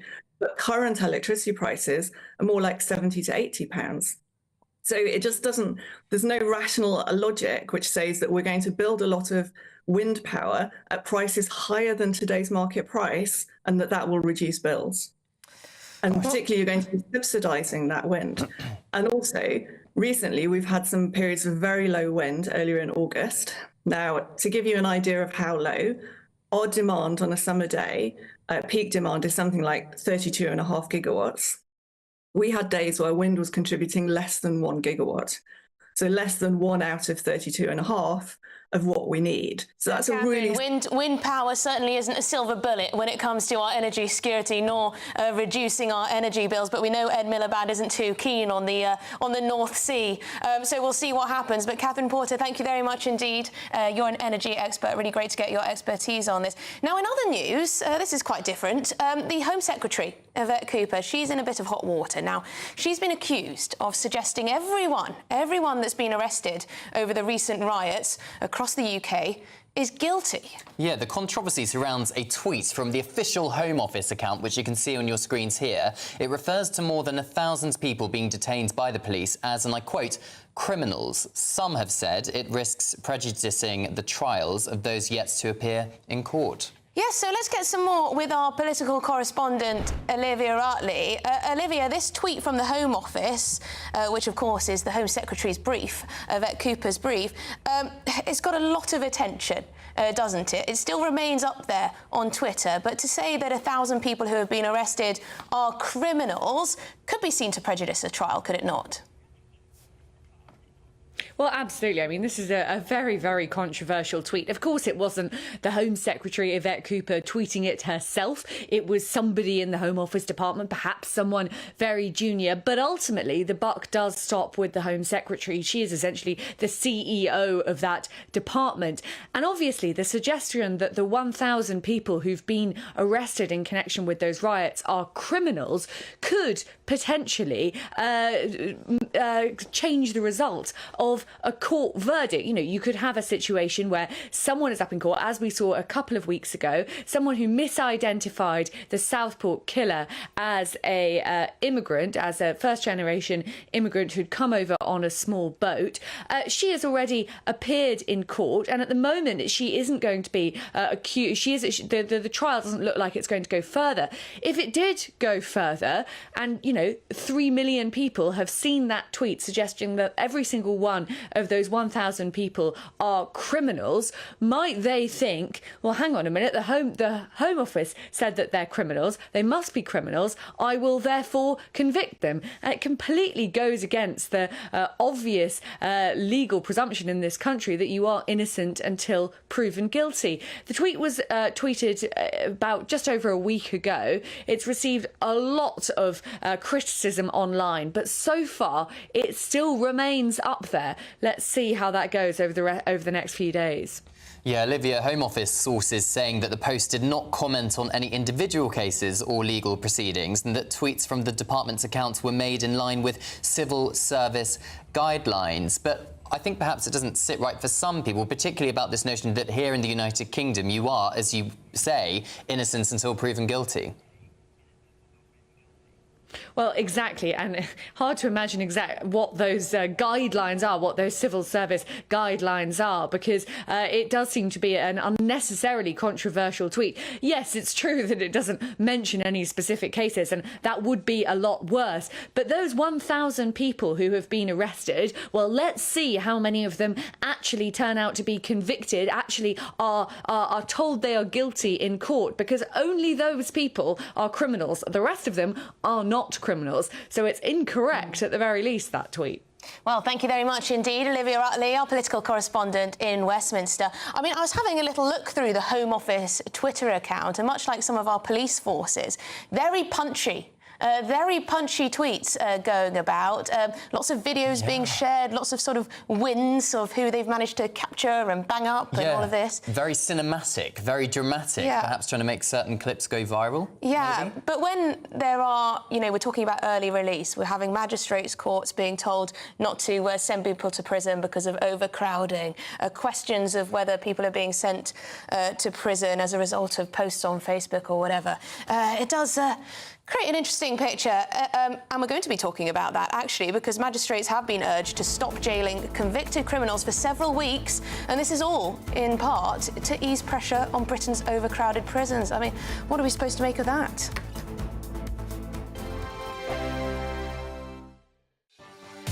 Martin Daubney, weekdays from 3 p.m. Sarah, welcome to the show. Obviously, you work for a tobacco company, so a little caveat there to slip in. Nevertheless, it's no surprise that the illegal market is growing so much. When you look at the cost of cigarettes in Britain, huge amounts of duty, and oftentimes, of course, criminality always finds its way into the system. Tell us more about your report. Absolutely. I mean, up to 90% of a packet of cigarettes is tax. And in the last year, there's been 2 tax increases that have equated more to the last 3 years combined. So now, if you're a roll-your-own smoker, a 30-gram pouch of roll-your-own will cost £22.50, but you can buy a counterfeit pack of 50 grams for £3. So there's a massive disparity. A lot of illegal tobacco is imported, but we do also have a problem in the UK with illegal tobacco factories. So in the last month, there's been an illegal tobacco factory in Gateshead, in Bury, busted, producing roll-your-own tobacco. And on the 12th of July this month, West Midlands gang illegal tobacco factory, the gang was found guilty of producing illegal tobacco, and that was more than £5 million lost tax revenue to the government. And actually, all of those people found guilty got a suspended sentence. And how does that work? They're literally importing container loads of raw tobacco and packaging it up in factories in Britain. And they're using what appears to be British packaging illegally? Yeah, some of it is branded packaging, so some of it isn't the kind of unbranded packaging we'd see on cigarettes and roll-your-own now, but it's relatively simple to reproduce, especially RYO. Our own pack swap data now shows that about 50% of the roll-your-own market is illegal tobacco. GB News, the People's Channel. Join me, Nana Akwe, for an informative, interactive news programme with a difference. It's fun. It's true. You're not wrong. No one will be cancelled. Lovely. Join me from 3 p.m. every weekend, only on GB News, Britain's news channel. If you want your news to be straight talking, this is the nightmare for the Conservatives again. Down to earth. It's not just Nottingham where this is happening, is it? And most importantly, honest. Hard-working, middle-class taxpayers, they'll get their book thrown at them. They catch me, Martin Daubney, Monday to Friday, 3 till 6 p.m. on GB News, Britain's news channel. I'm Christopher Hope. From pop stars to politicians, I'll interview anybody in a pub who's got a political opinion. Join me every Friday on Spotify, Apple Podcasts, YouTube or gbnews.com, or wherever you get your podcasts. This is GB News, the People's Channel.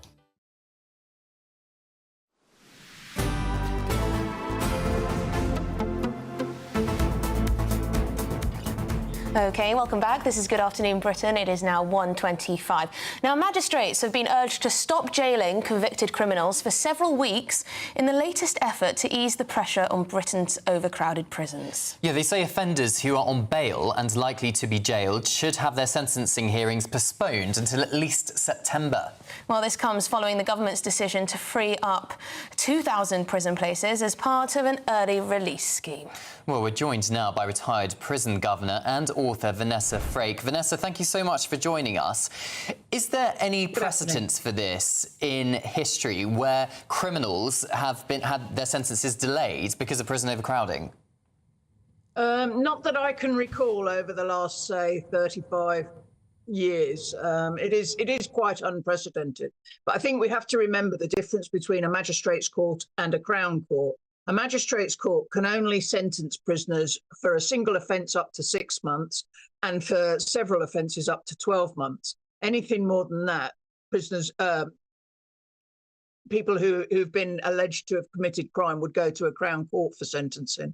So it is only the magistrate's court. The issue that's going to arise here is that round about, I think it's the 10th of September, when the early release scheme starts, you're going to have around about 1,700 prisoners released from that day onwards up until and again in October, and another, although they'll be staggered.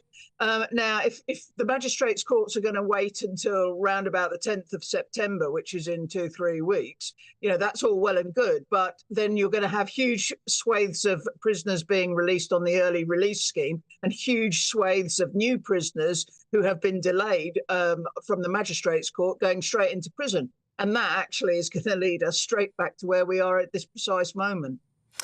Yeah, that's a very good point, that you release some and then these ones that have been waiting will just be put in their place. So you haven't actually opened up any extra spaces, have you, really? I mean, that is the point here, isn't it? We clearly need more prison spaces. Successive governments have failed to do so. You've got someone who's in charge of the prisons now saying that actually probably about half of prisoners probably shouldn't be in prison anyway for one reason or another. It's a very complex picture. But do you think the government, that this is the right message to be sending, not least to the victims of these crimes? No, I don't think it's the right thing to do at all. But the prison service has got itself in a pickle, quite frankly. People have been warning about this for the last 2-3 years about how we're heading for just a complete breakdown of our prison system. This government said, Keir Starmer himself said that, he'd never realised how bad it was, yet, he's managed to get 1,000 people arrested, many of whom just happened to be there standing on the sidelines, sending a 51-year-old grandmother to prison for 15 months who's a carer of her husband, a first-time offence as well, for a stupid comment on Facebook. That sentence would be far better off served in the community. I just think the whole justice system has broken down, and it saddens me. It saddens me for the many hard men and women who work within it. And Vanessa, this early release scheme where some prisoners will only serve 40% of their sentence, it's not going to include prisoners serving sentences for violent offences of 4 years or more, or sex and domestic violence offences. But is there a danger, because of the sheer volume of prisoners who are potentially going to be released early, that some violent prisoners may just slip through the net, and then we're going to get into a situation where there's going to be scandals where these prisoners who have been released early are going to commit further crimes, creating creating further victims? Well, there's two trains of thoughts on that. The first is, if they're going to commit crimes, they would have done it whether they serve 40% or 50% of their sentence. And the second thing is I'm sure dealing with such large numbers, mistakes will be made.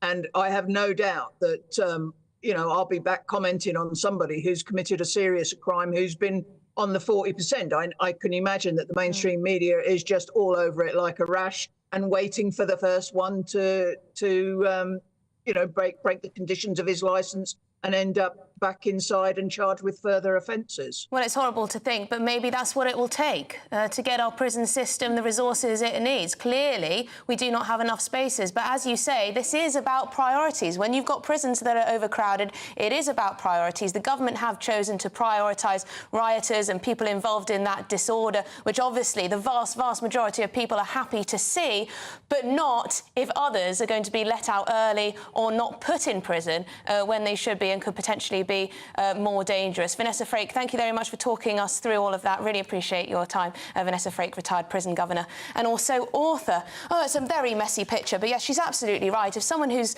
let out early or who is bailed because there's not enough space in the prison system goes on to commit a violent crime, it's not much solace to the victim, is it, that, oh, well, he could have committed a crime if he was in there for another 10 years too. Absolutely, and we'll keep you right up to date on all of that. This is Good Afternoon Britain on GB News. Lots more coming up on today's show. We're back outside New Broadcasting House, the BBC's headquarters, as Match of the Day and the One Show presenter Jermaine Jenas is sacked from the corporation. More of that after your headlines with Sophia.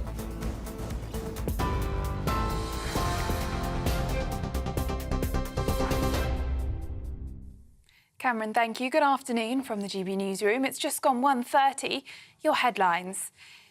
Italian rescue divers have found the body of the last missing person, believed to be Mike Lynch's daughter, after the British tech entrepreneur's yacht sank off Sicily this week. Family have released a photograph of Mike Lynch and his 18-year-old daughter, Hannah, who was the last person remaining missing after the sinking of the Bayesian on Monday. 6 bodies have been found in the search of the wreckage, taking the number of confirmed deaths to 7. Households faced higher energy bills this winter after Ofgem increased the price cap to an average £1,717 from October. That adds around £12 a month to the average bill. Ofgem said that the 10% rise was largely due to higher wholesale gas prices.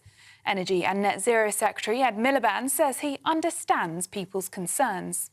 I know this will be really worrying news for lots of families who will face even greater struggles this winter, and it's a direct result of our country's exposure to international gas markets that are controlled by dictators, and that is a legacy left to us by the last government. That's why this government has a plan to do something about it. Our mission for clean, homegrown power that we control in this country. Match of the Day and One Show host Jermaine Jenas has been sacked amid claims of inappropriate behaviour. It's been reported the termination followed allegations involving digital communications, such as allegedly sending unsolicited texts to junior members of staff. Police have now caught 2 of the dogs that were on the loose, which were believed to have attacked a man found dead in the back garden of a property in Birmingham. West Midlands police say the 33-year-old man who was looking after his brother's dogs was found dead in Hereford Close yesterday with bite marks. And flights have been cancelled and drivers urged to take care as Storm Lillian sweeps across parts of the UK ahead of what could be the busiest August bank holiday on the roads on record. Strong winds of up to 80 miles per hour are forecast, with travel disruption, flooding, power cuts and dangerous conditions near coastal areas likely. Meanwhile, 2 stages at Leeds Festival have been closed for the day. That's due to the high winds caused by Storm Lillian. Those are the latest GB News headlines for now. I'm Sophia Wensler, more in half an hour. For the very latest GB News direct to your smartphone, sign up to News Alerts by scanning the QR code or go to gbnews.com/alerts. Cheers Britannia Wine Club proudly sponsors the GB News Financial Report. And here's a quick snapshot of today's markets. The pound will buy you $1.3119 and €1.1798. The price of gold is £1,905 and 9 pence per ounce. And the FTSE 100's at 8,314 points. Cheers Britannia Wine Club proudly sponsors the GB News Financial Report. Hello, welcome to your latest GB News weather update from the Met Office. It has been a busy start to the day, but Storm Lillian is going to ease through the rest of the day, and the disruption it's caused should ease as well as it turns much drier for many of us, but it's still going to feel fairly breezy and cool. Here's Storm Lillian moving away into the North Sea as we head into Friday afternoon, and behind it, a few showers breaking out across parts of northwestern Scotland in particular, as well as Northern Ireland. Drier elsewhere, some sunshine actually for many eastern areas of England in particular, but there is going to be a fairly brisk breeze through much of the day. Not quite as strong as it was first thing this morning, but it will cool things off a little. So temperatures quite widely in the mid to higher teens. 21 or 22 degrees is likely, though, across the south and east, where we've got a bit more sheltered sunshine across parts of East Anglia. So showers will continue for northern areas throughout this evening. Some eastern areas of Scotland staying largely dry, but particularly for central and western areas of Scotland, as well as Northern Ireland, we could see some fairly blustery and heavy showers throughout this evening and overnight as well. For Wales and much of England, though, it will be a dry end to the day. A few showers moving into the far south and west, though, for a few areas. And for many of us, it will be a dry start to the night, but the rain will arrive across southern areas of England overnight by Saturday morning. And there will be some quite heavy rain pushing in to the south and east throughout the early hours, bringing quite a wet start here. Elsewhere, cloud building across much of more northern areas of England and Wales, clearer for the north and west, but for many of us a fairly mild night with the strength of the breeze and all that cloud around. So there is a rain warning in force for the rain across parts of the southeast of England. It will likely last until around lunchtime, so it could take a while to clear, but once it does, behind that there's a risk of some quite heavy showers breaking out as well.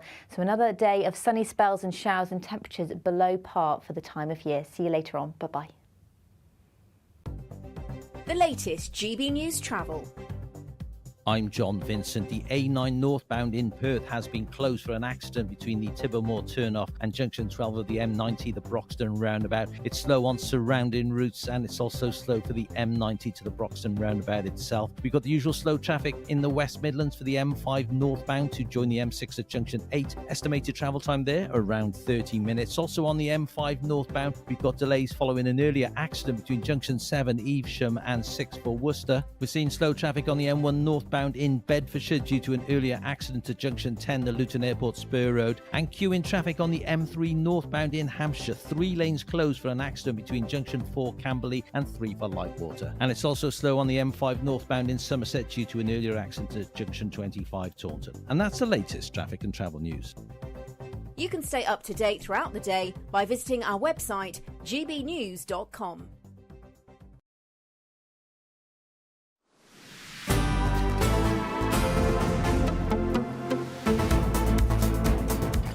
Welcome back. You're watching and listening to Good Afternoon Britain. It is 1:37. Now, another day, another scandal at the BBC as the Match of the Day and One Show host, Jermaine Jenas, is sacked. Yeah, he's facing claims of inappropriate behaviour, and the news broke yesterday afternoon whilst he was on air, or about to go on air, on Talk Sports. Take a listen. You know, I'm going to be speaking to my lawyers about it, is all I can say right now. I'm not happy at all about the outcome of this, but I've got to leave it in the hands of the lawyers right now. Were you surprised that any complaint was made against you? Yeah, there's two sides to this whole thing, and, you know, my lawyers are going to be taking over from now on. OK, well, he's not happy and he's getting his lawyers involved. But joining us now is our reporter, Ray Addison, who is outside New Broadcasting House. Ray, what's the latest on this, then? Well, the latest is the bookies are already starting to speculate about who could be Jermaine Jenas' replacement on Match of the Day and The One Show. Ryland Clark actually has been named as one of the favourites, and I can reveal that he was actually here this morning and went into the BBC headquarters, then came out, sat and had a chat with a BBC member of staff while he enjoyed a coffee. And so very much attention turning to who could be a permanent replacement for him on both of those programmes. Remember, Jermaine Jenas was tipped to be a replacement for Match of the Day presenter Gary Lineker. Of course, now we understand that the relationship with the BBC has ended completely. He's been removed from any kind of branding for The One Show. His poster's been taken down from the Manchester BBC headquarters as well, and other broadcasters too saying, TalkSport and TNT Sport saying there's no immediate plans to use Mr. Jenas in any of their broadcasting. Of course, this all comes after The Sun reported that there had been complaints made by a female member of staff on The One Show about inappropriate, what they described as flirty text messages sent to a member of staff there. The BBC launched, they say, an immediate investigation. Now, during that investigation, apparently other complaints were also reportedly made, and it ultimately ended with the director of sport there sending a message to all staff saying that Jermaine Jenas was no longer working with the BBC. Apparently that was greeted with shock by colleagues. As you said, he was on air on TalkSport at the time doing the drive time show when all of this was announced. He then did an interview with TalkSport News where he kind of left a lot of it unsaid, but just basically said there's two sides to every story and that he was going to be speaking to his lawyers.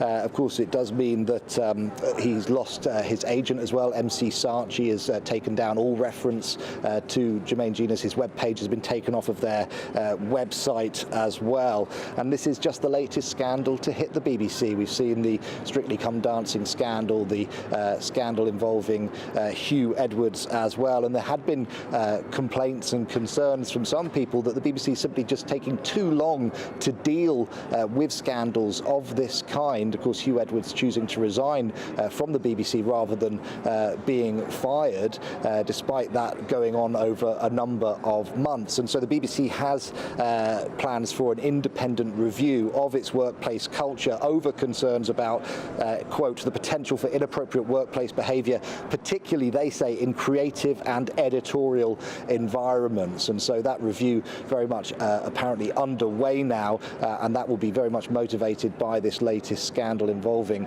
Jermaine Jenas. We understand from, again, reports in The Sun that his wife of 13 years, former model Ellie, mother of 3 of his 4 children, is planning to stand by him.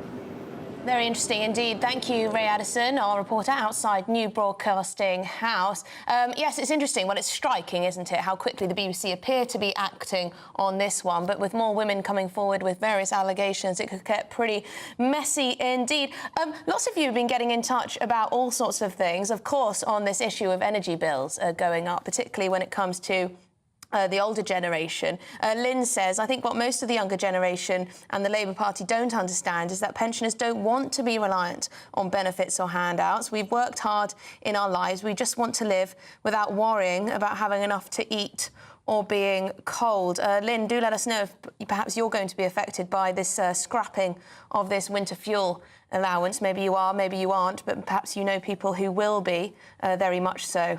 Yes, and we had our GB News viewer William on earlier on in the show, and we'd love to get more of you on if you have a particular burning story about this energy price cap increase, how it's going to affect you. We'd really love to hear from you and get you on so you can tell us your story. So get in touch. Yes, lots of people getting in touch about the energy expert we had on, Catherine Porter, and how spot on she was about the wind energy. Wind energy, fantastic contribution, perhaps, to bringing us the energy we need and the energy security we need, but it can't replace, at the moment at least, the gas and other ways in which we fuel our homes and everything else. Yeah, and John's saying fracking needs to be back on the agenda, and John's not the only person who's talking about fracking. I don't think so, not with Ed Miliband's net zero plans, but we'll see. It's a balance to strike, isn't it? But unfortunately, you're not going to get the public on side if energy is going to be more expensive because you are pursuing these green net zero policies. Yeah.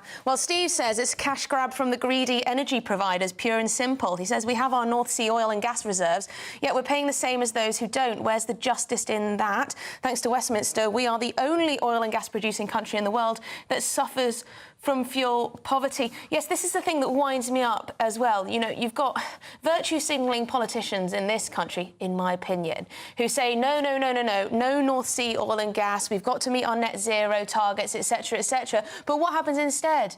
We end up just getting it from other countries, often with far lower environmental regulations and standards or the like. It's not exactly good for the world, is it, if we're getting dirtier fossil fuels from elsewhere? It doesn't make sense. It's just so they can say, oh, we've got net zero in this country. Yeah. It's all well and good when China, India, etc., are all, building their coal mines. That's the thing. And we've also been talking about the prison system. Magistrates being told to delay sending certain convicted people to prison because there's not enough space in prisons. Alan has said now we have people effectively queuing to go to prison. I suppose that's an interesting point. It's rationing, isn't it? Rationing, yeah, exactly. Turning prison sentences into the same chaos as the NHS. Another public service overstretched, overcrowded. The government's struggling, it appears, at the moment to get a hold on this. Yes, they brought in some policies, only serving 40% of the sentences, for example. But that creates its own other problems, doesn't it? Absolutely. I mean, the picture at the moment. OK, so on September the 10th, we're going to have 2,000 prisoners released early. October the 22nd, another 1,700 prisoners released early. We've got magistrates' courts being told not to sentence people yet because there's no space in the prisons. We've got the priority to those who are involved in the disorder. That's all well and good. But we've got to make sure there's enough space for all these other people that could potentially be dangerous on our streets. It's hard to feel safe at the moment. I don't want to be hyperbolic about this, but it is pretty worrying. And in fairness to Labour, they've only been in power for just over a month. I think they would probably argue this is all because of the policies of the last decade or so. But the question is, what is their long-term solution to this? Because you can't keep releasing prisoners early. Are we going to have to build new super prisons? We'll have to wait and see if there's any policies on that coming up. Also, it makes a mockery of sentencings, doesn't it? If you're sentenced to 5 years and then you're out in, 2, it's hardly the deterrent that it should be. Anyway, we've got lots more coming up in today's show, including police. The police have caught 2 dogs. They're doing that. Yeah. They were searching for, which are believed to have attacked a man found dead in the back garden of a property in Birmingham. Now, this is a bit of a shocking story, and we'll have the very latest to bring you after this short break.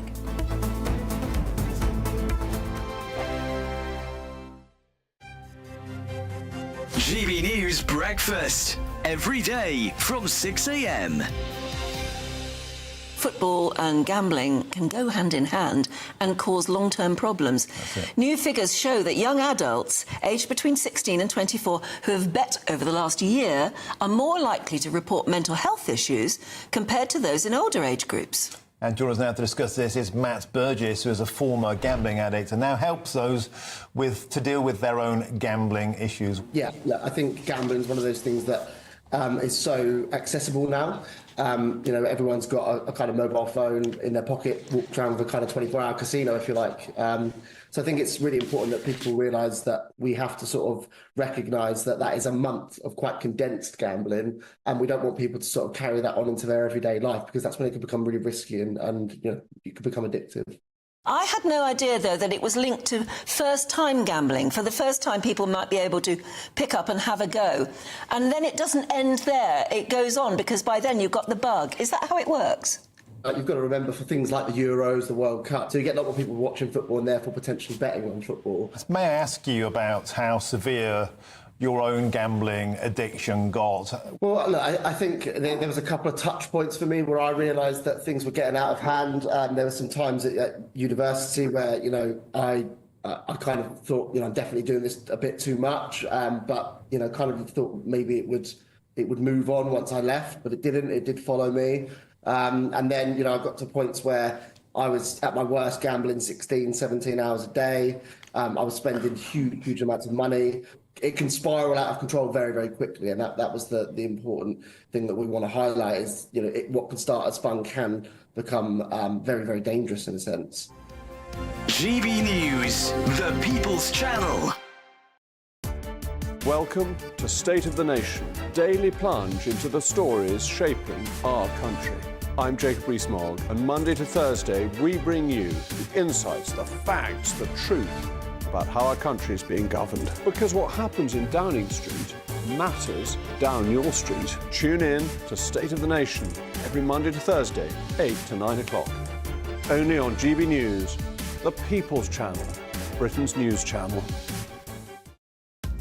Are the newspapers getting you down? My wife didn't divorce me that month. Struggling to separate the wheat from the chaff? I know that it's a bit of a circus at the best of times.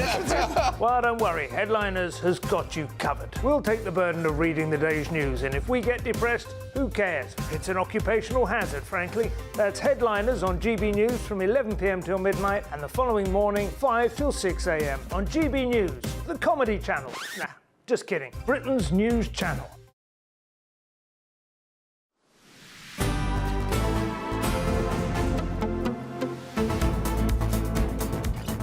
Well, hello. It is 1:50. You're watching and listening to Good Afternoon Britain. Now, police have caught two dogs they were searching for, believed to have attacked a man found dead in the back garden of his property in Birmingham. A 33-year-old man who was looking after his brother's dogs was found dead in Hereford Close in Rubery on Wednesday with dog bite marks.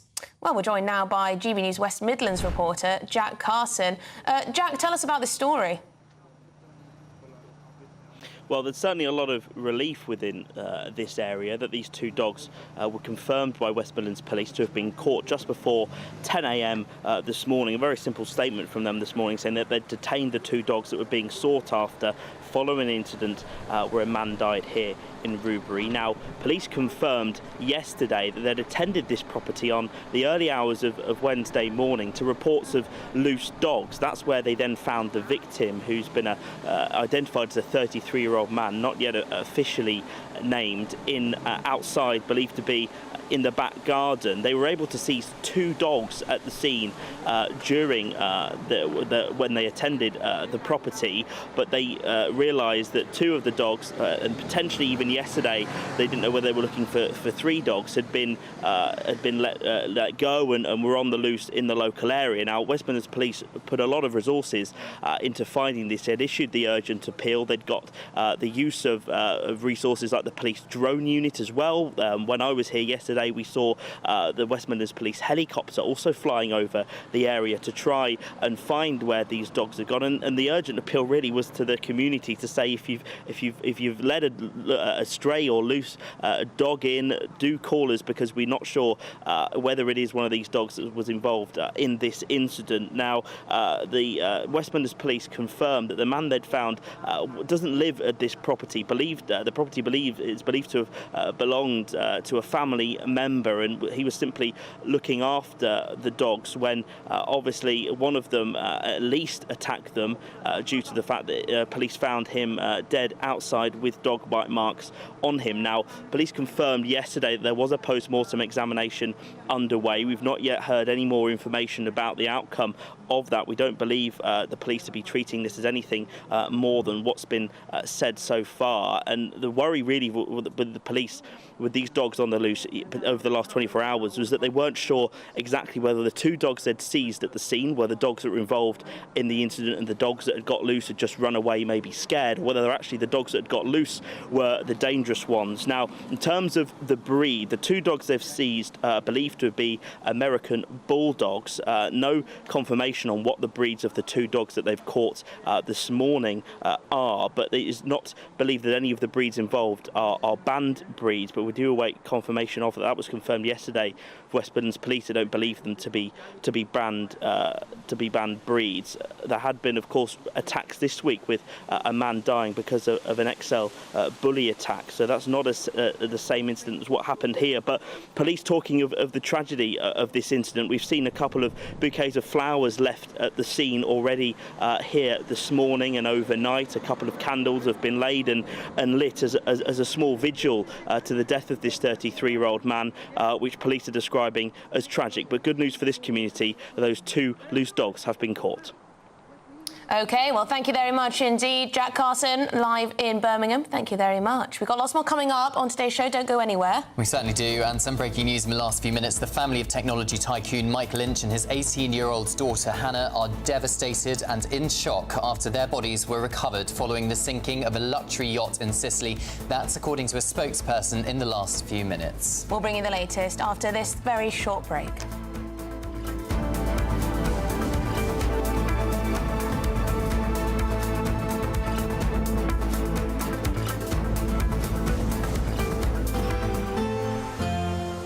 A brighter outlook with Box Solar, sponsors of weather on GB News. Hello, welcome to your latest GB News weather update brought to you from the Met Office. Through the rest of the day, it will remain breezy, though the winds are much lighter than they were first thing today, thanks to Storm Lillian.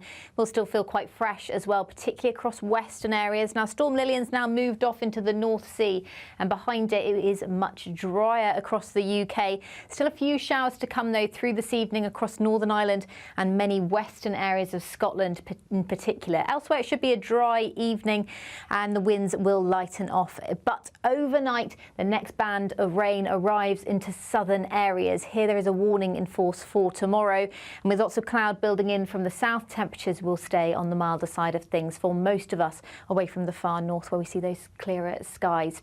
So as I said, there is a rain warning in force across eastern areas of England, but elsewhere it should be a drier start, particularly across the far north of Scotland and eastern areas of Scotland. A fairly dry start, but still some very heavy showers moving in across western areas of Scotland. Some of these could be quite heavy, and they will persist through much of the day. But looking further south into the Midlands, the southeast towards East Anglia as well, that's where we'll see the heaviest rain. Across the far southeast as well, the rain will linger towards lunchtime as well. So that could bring some disruption on the roads and to travel delays as well.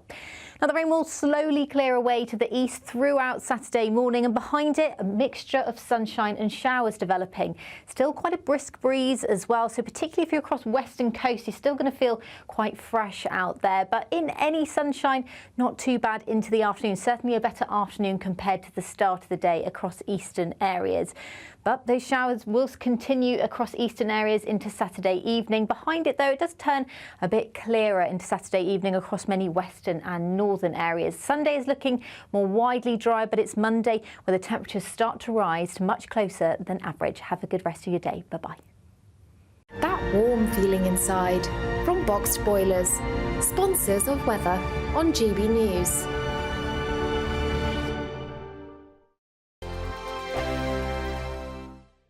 We could be calling you with the news that you've won our latest Great British giveaway, an incredible £30,000 in tax-free cash. Hi, I'm John from sunny North Yorkshire, and I've just won £20,000 in the GB News Great British giveaway. It didn't cost much to enter, but of course if you're not in, you can't win. And here I am, having won £20,000, and that's tax-free, so I'm rather pleased I did it. For another chance to win £30,000 in tax-free cash, text cash to 63232. Text costs £2 plus one standard network rate message. You can enter online at gbnews.com/win. Entries cost £2, or post your name and number to GB07 PO Box 8690 Derby DE1 9TT. UK only. Entrance must be 18 or over. Lines close at 5 p.m. on the 30th of August. Please check the closing time if listening or watching on demand. Good luck. I'm Patrick Christie's. Every weeknight from 9, I bring you 2 hours of unmissable, explosive debate and headline-grabbing interviews. What impact has that had? We got death threats and the bomb threat and so on. As time passes, She could have said storm. You made my argument for me. My guests and I tackle the issues that really matter with a sharp take on every story. It went everywhere. something practical could be done. Or I can become something different. Patrick Christie's tonight from 9 p.m. only on GB News, Britain's news channel. Hi there, I'm Michelle Dewberry and I'm going to take a second to tell you all about my show, Dubes & Co. We start off with the issues of the day. We then bring in both sides of the argument. We get rid of the disrespect. And then you throw me into the mix. And trust me, I'll tell it exactly how it is. And then, of course, the magic ingredient, you at home. We mix it all together and what have we got, in my opinion, the best debate show in town. Monday to Friday, 6 till 7 on GB News, Britain's news channel. Are the newspapers getting you down? My wife didn't divorce me that month. Struggling to separate the wheat from the chaff? I know that it's a bit of a circus at the best of times. Well, don't worry, Headliners has got you covered. We'll take the burden of reading the day's news, and if we get depressed, who cares? It's an occupational hazard, frankly. That's Headliners on GB News from 11 p.m. till midnight, and the following morning, 5 till 6 a.m. on GB News, the comedy channel. Nah, just kidding. Britain's news channel. If you want your news to be straight talking, this is the nightmare for the Conservatives again. Down to earth. It's not just Nottingham where this is happening, is it? And most importantly, honest. Hard-working, middle-class taxpayers, they'll get the book thrown at them. They catch me, Martin Daubney, Monday to Friday, 3 till 6 p.m. on GB News, Britain's news channel. I'm Michael Portillo. This is GB News, the People's Channel, Britain's news channel.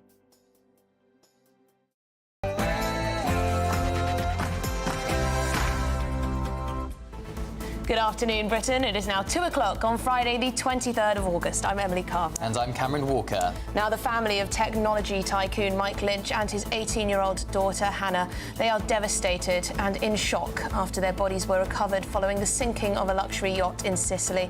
That's according to a spokesperson in the last few minutes. We'll have the very latest with our Home and Security editor.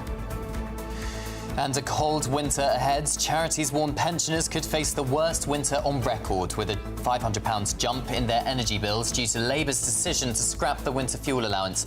This as the average household energy bill is set to rise by 10%. And to be or not to be, is this painting? Could it be the first ever portrait of William Shakespeare? Well, if it is, it could be worth £200 million. Is it the real deal or much ado about nothing? See what I did there? We're going to speak to the owner.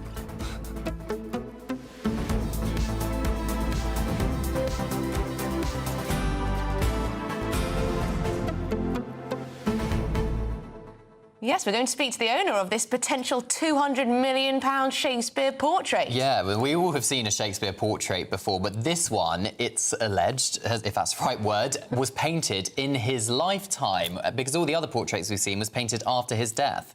Well, it's very exciting indeed if it turns out to be the real deal. I mean, that's a huge amount of money. Or perhaps you'd be forced to gift it to some kind of gallery. Yeah, very rich window cleaner, that's for sure. Very rich. Anyway, yes, much ado about nothing. The real Shakespeare. Send us in your puns if you've got any better ones. gbnews.com/your say. And also keep your views coming in on all of this energy bill stuff. Essentially, bills are going up, particularly if you happen to be a pensioner and you've lost your winter fuel allowance. Keep your views coming in, gbnews.com/your say. But let's get your headlines with Sophia.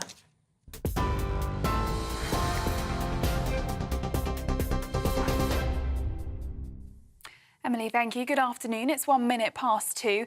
I'm Sophia Wensler in the GB newsroom. The family of Mike and Hannah Lynch, who died after a luxury yacht sank off the coast of Sicily, have said they are devastated and in shock. That's according to a spokesperson. 18-year-old Hannah became the final missing passenger to be recovered from the wreckage of the Bayesian super yacht. Family have also released a photograph of Mr. Lynch and his daughter. 6 bodies have been found in the search of the wreckage, taking the number of confirmed deaths to 7. Households face higher energy bills this winter after Ofgem increased the price cap to an average £1,717 from October. That's adding around £12 a month to an average bill. Ofgem said that the 10% rise was largely due to higher wholesale gas prices. Energy and Net Zero Secretary Ed Miliband says he understands people's concerns. I know this will be really worrying news for lots of families who will face even greater struggles this winter. And it's a direct result of our country's exposure to international gas markets that are controlled by dictators. And that is a legacy left to us by the last government. That's why this government has a plan to do something about it. Our mission for clean, homegrown power that we control in this country. In other news, the funeral of Elsie Stancoombe, who died in the Southport attack, is underway today, as her parents released a new photo of their truly unforgettable daughter. The 7-year-old was one of 3 girls killed in a knife attack at a dance class in the Merseyside town last month.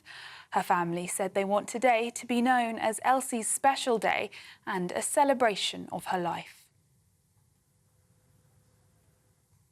Now, police have now caught 2 dogs that were on the loose, which were believed to have attacked a man found dead in the back garden of a property in Birmingham. West Midlands police say the 33-year-old man, who was looking after his brother's dogs, was found dead in Hereford Close yesterday with bite marks. Former BBC presenter Jermaine Jenas says he's speaking to his lawyers after being sacked by the corporation amid allegations he sent unsolicited messages to a female colleague. The former Premier League player said there were 2 sides to every story after his axing, adding he is not happy and will be taking legal advice. In the US, Vice President Kamala Harris has formally accepted the Democratic nomination for president on the final night of the party convention in Chicago. She also took aim at her opposition candidate during her speech. The Vice President went on to say the only client Donald Trump has ever served is himself. Consider the power he will have, especially after the United States Supreme Court just ruled that he would be immune from criminal prosecution. Just imagine Donald Trump with no guardrails. But America, we are not going back. We are not going back. And to domestic politics now, where Tory leadership candidate Tom Tugendhat has apologised for record migration figures during the Conservatives' time in power. He sat down with our political editor, Christopher Hope, in this exclusive chat. On immigration, how do we finally, once and for all, deal with this issue of big net immigration? Would you like to apologise for seeing those big numbers come through the door? Look, absolutely. And, we've all got to stand on our record. Was it wrong then to allow, 1.2 million to arrive in 2 years legally? No question. Absolutely no question about it. Because what we've got to do is we've got to make sure immigration is at a level that the British people and British society... And what's your level? ...can integrate. Well, look, I'm interested in the levels that we saw between 1990 and sort of 2010. Then what is that? It was about 100,000, roughly, 120. And flights have been cancelled and drivers urged to take care as Storm Lilium sweeps across parts of the UK ahead of what could be the busiest August bank holiday on the roads on record. Strong winds of up to 80 miles an hour are forecast, with travel disruption, flooding, power cuts and dangerous conditions near coastal areas likely. Meanwhile, 2 stages at Leeds Festival have closed for the day. That's due to high winds caused by the storm. Those are the latest GB News headlines for now.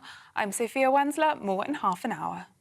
For the very latest GB News direct to your smartphone, sign up to News Alerts by scanning the QR code or go to gbnews.com/alerts.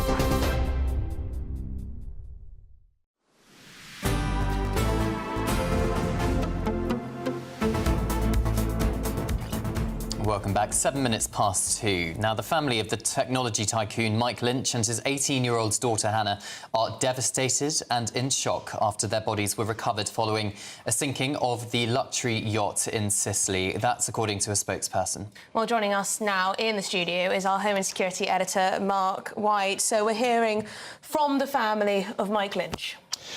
Yeah, they had been braced for what was an inevitable outcome, but of course now the confirmation that the 18-year-old, her body has been recovered. It will be formally identified now that it has been brought to shore by rescue teams in Porticello, brought ashore just a little earlier this morning. It had been located inside the yacht, as all the other deceased had been inside that yacht as well. It seems they had very little time to do anything as that yacht sank in the early hours of Monday morning, because that storm was just so ferocious and so sudden that the yacht was tipped over, and it seems that nobody or a lot of people didn't have any opportunity to even get out of their cabins.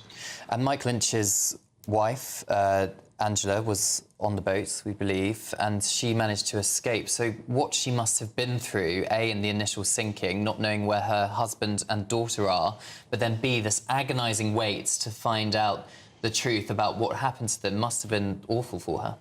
Yeah, for everyone concerned, but particularly, of course, as the sole survivor from that family group. It must be absolutely terrible to try to get, try to come to terms with the death of not just her husband, but her young daughter as well, who, by all accounts, was a high achiever at school and the most lovely individual as well. Her teachers at school were talking about how incredible she was, scoring 100% in her English literature exams, her GCSEs, and she was planning to head off to Oxford to study English. So absolutely tragic, and the family now understandably appealing for some privacy at this very difficult time for them, as they often do.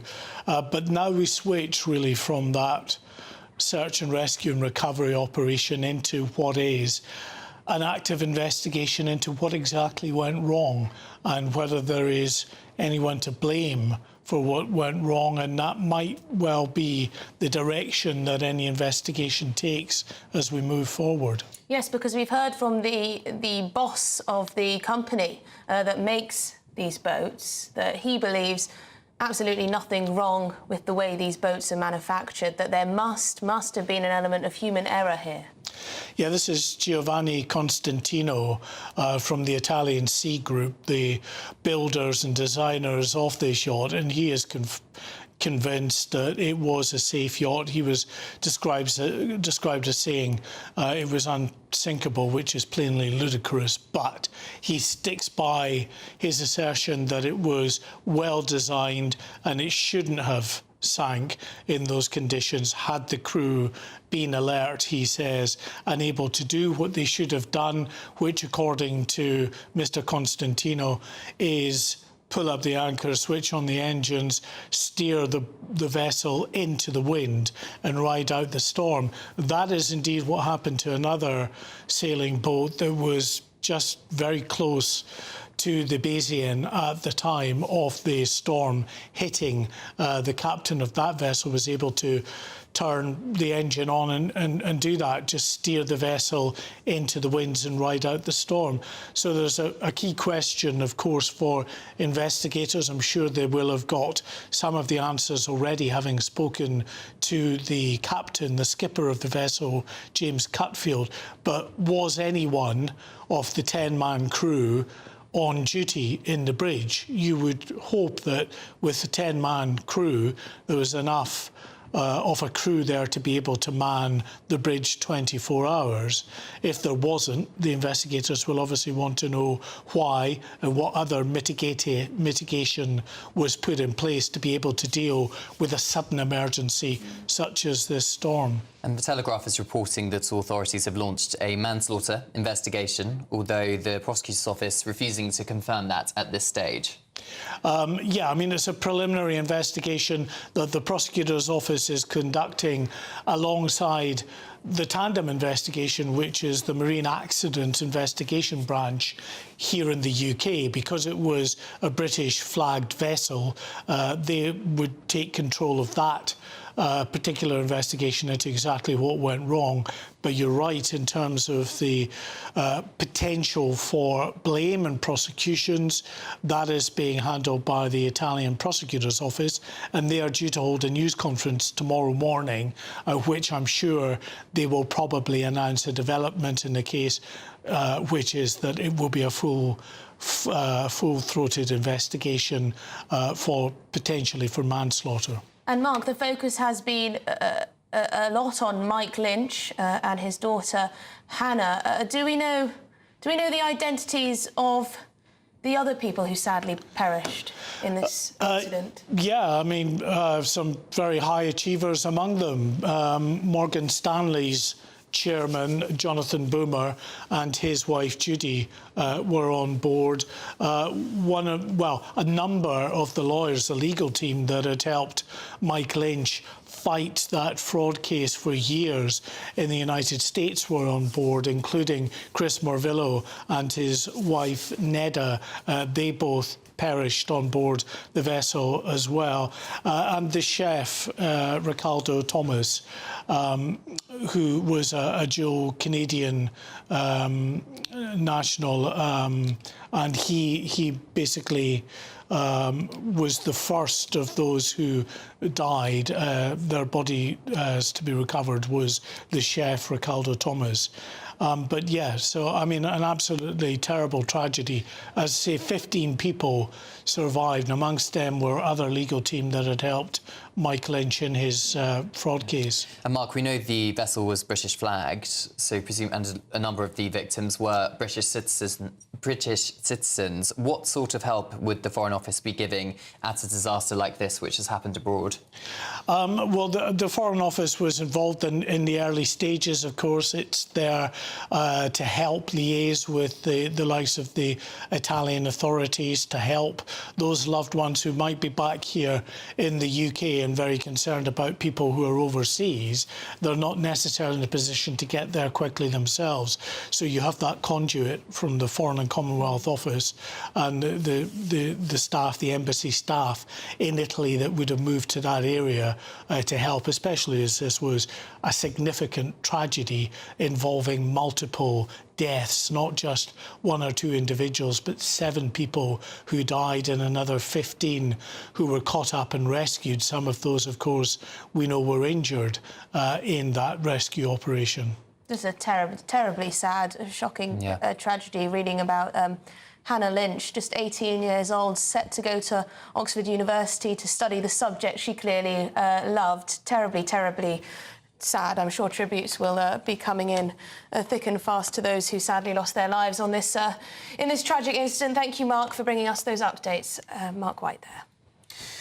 In other news, Ofgem's energy price cap will increase by 10% from the start of October for a typical household in England, Scotland and Wales. Yes, it means that households are now set to face higher energy bills this winter, and this comes after the regulator had lowered the price cap twice this year. We're joined now by our political correspondent, Olivia Utley. Olivia, a lot of the focus has been on pensioners and how they're going to be able to afford to keep their homes warm, particularly if they've had this winter fuel allowance removed. Well, absolutely. This could be a disaster for pensioners. 10 million pensioners are set to have their winter fuel payments cut completely after Rachel Reeves decided to make that winter fuel payment means tested rather than given to all pensioners. Pensioners are affected usually the worst by hikes to gas prices because obviously lots of them spend far more time at home than the working population who are going out to work every day. It sort of goes without saying. So this could be terrible for pensioners, and it has put huge pressure on Rachel Reeves to delay that fuel payments cut until after this winter is over.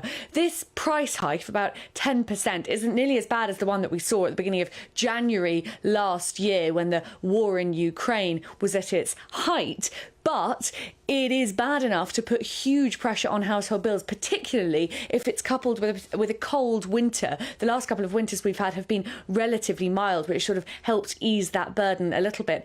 There is huge pressure from so many angles on the government now. Of course, Rachel Reeves, as I said, is under pressure to change that decision to cut winter fuel payments. There is also a spotlight on Ed Miliband, the Energy Secretary's net zero plans. He is preparing to sort of charge towards net zero, but the Conservatives are arguing that that is actually ending up putting up gas prices for ordinary people, because some of those renewable energy sources like wind power, for instance, just aren't really suitable yet to meet the energy demands of this country.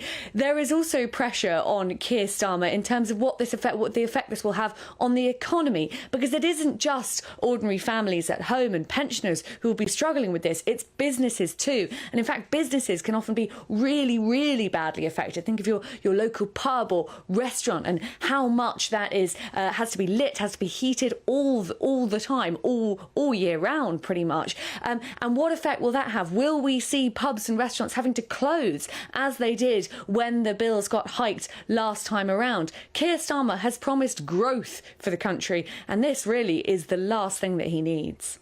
OK, Olivia Utley, GB News' political correspondent, thank you for joining us. Well, our reporter Will Hollis has been out and about asking just what it means for the ordinary person. Will, what are people saying in Nottingham?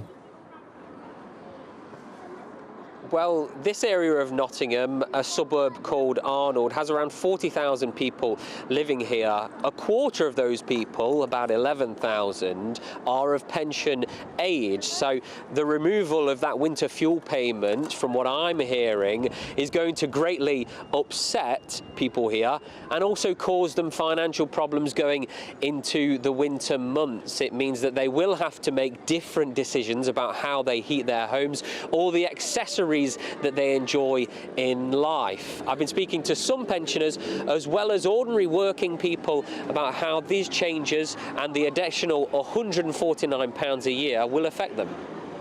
I target people that have gone to work all their lives. There's people on benefits that don't need to be on benefits that are getting 3-4 times more than we are that have worked. I had 3 jobs at one time when my kids were small. The winter fuel payment for everyone, I think, was a bit ludicrous.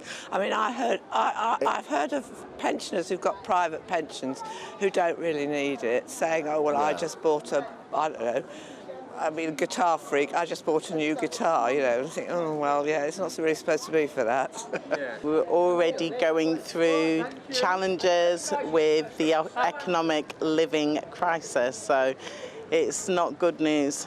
I'm a staunch Labour voter, and I was ashamed to see a Labour government hit the poorest people the most. And I am partially sighted, deemed blind, and I don't think we'll get a penny. Well, the price cap change is an extra £149. It's about £12 a month extra that the average household will be paying. But it is worth remembering that it is less than 2 winters ago and last winter as well. But the big difference is that there is no support across the board for all people like there was 2 years ago. And now, without the winter fuel payment, some more people may be falling into fuel poverty.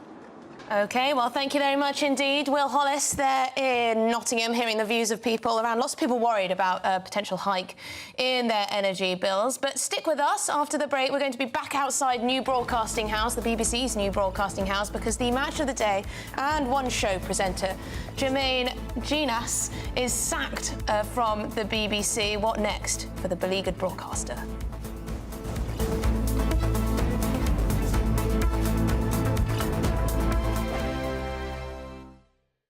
This is GB News, Britain's news channel. Now, this isn't a royal tour, obviously, because they've stepped away from their royal duties.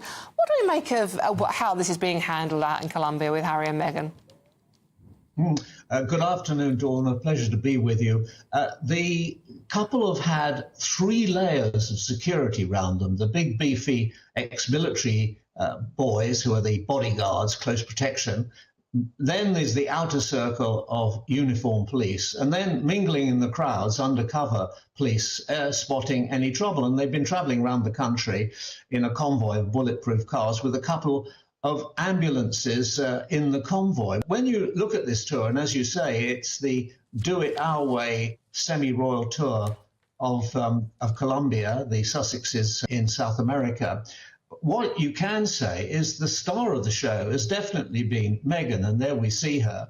She's been wearing many thousands of pesos worth of outfits while she's there, smiling, as you can see, all the time. I mean, she is very much to the palace born, and this is the greatest role she's ever played, and she's playing it to the hilt.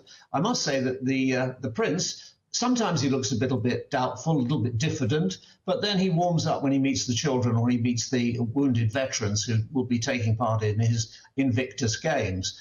It's a strange thing they've done because, as you say, it's not a royal tour, it's doing it their way. I think at the end of it, they will think that they've had a great success, and I'm sure that the left-wing government of Colombia will relish the little bit of royal stardust that Meghan, among other, with her husband, have brought to the regime.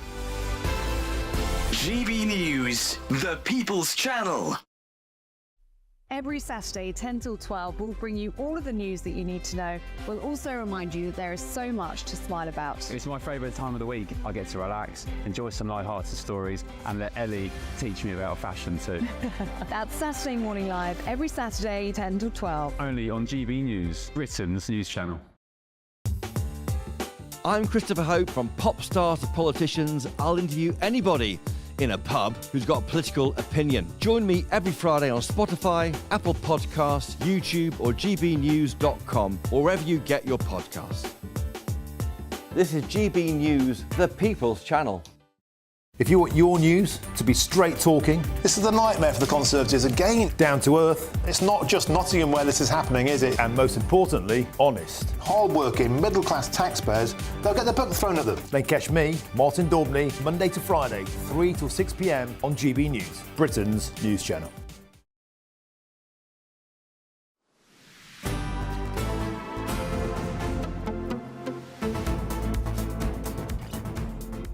Welcome back. It is 2:24. You're watching Good Afternoon Britain on GB News. Lots of you have been getting in touch on this price cap increase into energy. JD says pensioners need to get into the Lords £330 plus a day tax-free. Nice. Fair enough. Drawing a bit of a comparison there. Mary says, I think all us pensioners need to march on Downing Street to protest outside Number 10. When will the government realise that pensioners work hard for their pension? We need to get the ones on benefits to get off their bum. Yes, someone in Nottingham had that to say pretty much, didn't they? Yeah. You know, all of these young people not working. I've worked all my life and I can't even have my you know, a little bit of help with my fuel payments. But there you go, priorities, eh?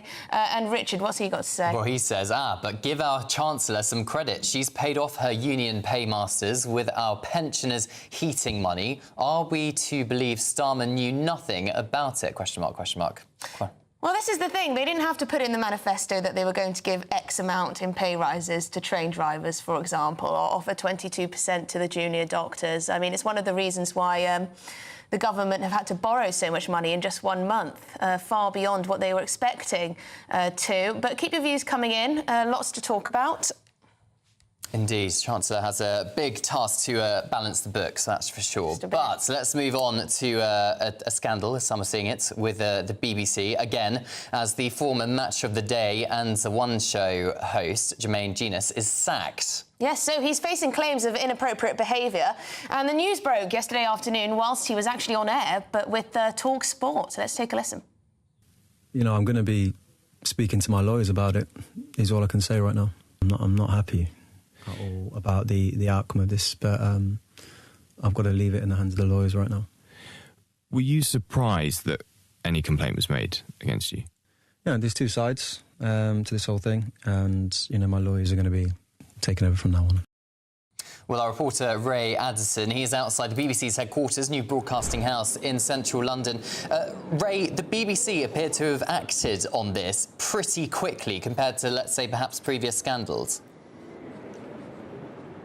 Yeah, I think they're really keen to get ahead of this one. We're hearing that the BBC's head of sport sent out a very quick and very short email message, which was sent from their iPhone to members of staff, just simply one line saying that Jermaine Jenas was no longer working with the BBC. And of course, they have seen a history of scandal over the last few years. We've seen the Strictly Come Dancing scandal, the Hugh Edwards situation as well. A lot of criticism there that Hugh Edwards should have been fired rather than given the opportunity to resign after several months of speculation about his situation with the broadcaster and, of course, the huge salary that he was on. Jermaine Jenas himself on around £195,000 for his work, we're told, with BBC Studios. Of course, he'll be missing out on a huge yearly payday because he won't be working for the broadcaster anymore. He was a commentator, a pundit on Match of the Day. In fact, he was seen as a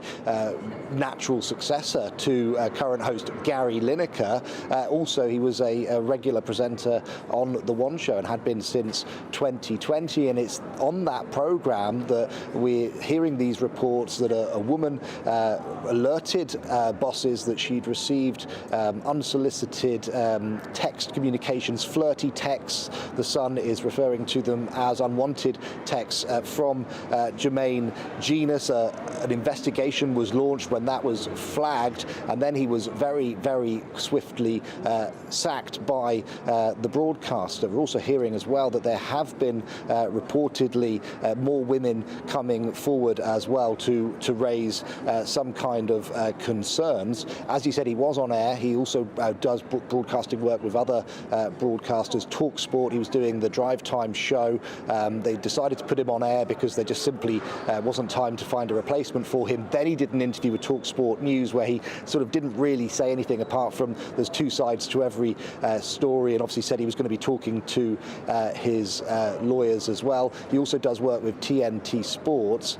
Both of those two broadcasters that I just mentioned have said that there's no current plans to use him in any capacity in the immediate future as well. Obviously, questions do remain, though, because he didn't respond to questions to sort of elaborate about what the specific nature of the complaint was about. He wouldn't say whether it concerned more than one colleague. And of course, that will be legal advice probably that he has received, just advising him to keep his powder dry for now and let his lawyers deal with this situation. Obviously, it means now that The One Show will be looking for a new presenter. Bookies are saying that Ryland Clark could be tipped to do that. He, of course, presents on This Morning, and we saw him here this morning bright and early, just after our live at 8 a.m, came into this building behind me and then came out and had a coffee with a member of BBC staff.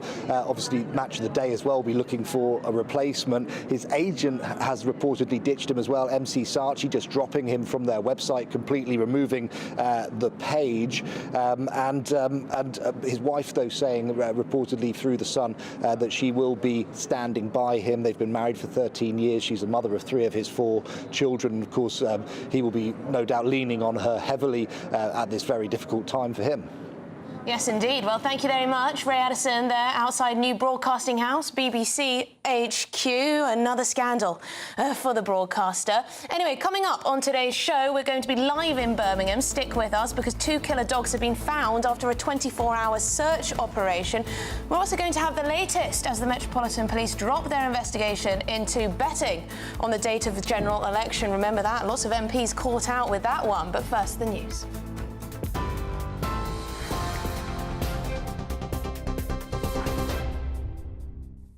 Good afternoon. Your headlines at 2:30 p.m. The family of Mike and Hannah Lynch, who died after a luxury yacht sank off the coast of Sicily, have said they are devastated and in shock. That's according to a spokesperson. 18-year-old Hannah became the final missing passenger to be recovered from the wreckage of the Bayesian super yacht. Family have also released a photograph of Mr. Lynch and his 18-year-old daughter. 6 bodies have been found in the search of the wreckage, taking the number of confirmed deaths to 7. Households face higher energy bills this winter after Ofgem increased the price cap to an average £1,717 from October. That's adding around £12 a month to the average bill. Ofgem said that the 10% rise was largely due to higher wholesale gas prices. The funeral of Elsie Stancoombe, who died in the Southport attack, took place today as her parents released a new photo of their truly unforgettable daughter. The 7-year-old was one of 3 girls killed in a knife attack at a dance class in the Merseyside town last month. Her family said they want today to be known as Elsie's special day and a celebration of her life. Former BBC presenter Jermaine Jenas says he's speaking to his lawyers after being sacked by the corporation amid allegations he sent unsolicited messages to a female colleague. The former Premier League player said there were 2 sides to every story after his axing, adding that he is not happy and will be taking legal advice. And flights have been cancelled and drivers urged to take care as Storm Lilian sweeps across parts of the UK ahead of what could be the busiest August bank holiday on the roads on record. Strong winds of up to 80 miles an hour are forecast, with travel disruption, flooding, power cuts and dangerous conditions near coastal areas likely. Meanwhile, 2 stages at Leeds Festival have closed for the day. That's due to high winds caused by the storm. Those are the latest GB News headlines for now. I'm Sophia Wensler. More in half an hour. For the very latest GB News direct to your smartphone, sign up to News Alerts by scanning the QR code or go to gbnews.com/alerts.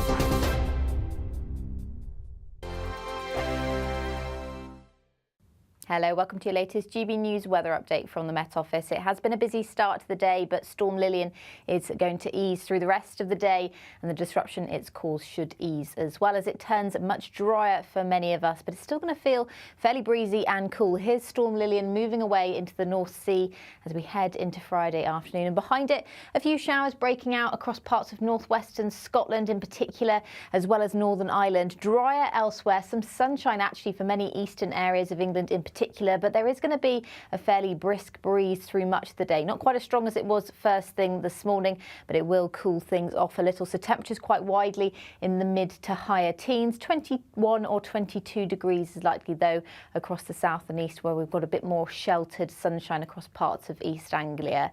So showers will continue for northern areas throughout this evening. Some eastern areas of Scotland staying largely dry, but particularly for central and western areas of Scotland, as well as Northern Ireland, we could see some fairly blustery and heavy showers throughout this evening and overnight as well. For Wales and much of England, though, it will be a dry end to the day. A few showers moving into the far south and west, though, for a few areas. And for many of us, it will be a dry start to the night, but the rain will arrive across southern areas of England overnight by Saturday morning. And there will be some quite heavy rain pushing in to the south and east throughout the early hours, bringing quite a wet start here. Elsewhere, cloud building across much of more northern areas of England and Wales, clearer for the north and west, but for many of us a fairly mild night with the strength of the breeze and all that cloud around. So there is a rain warning in force for the rain across parts of the southeast of England.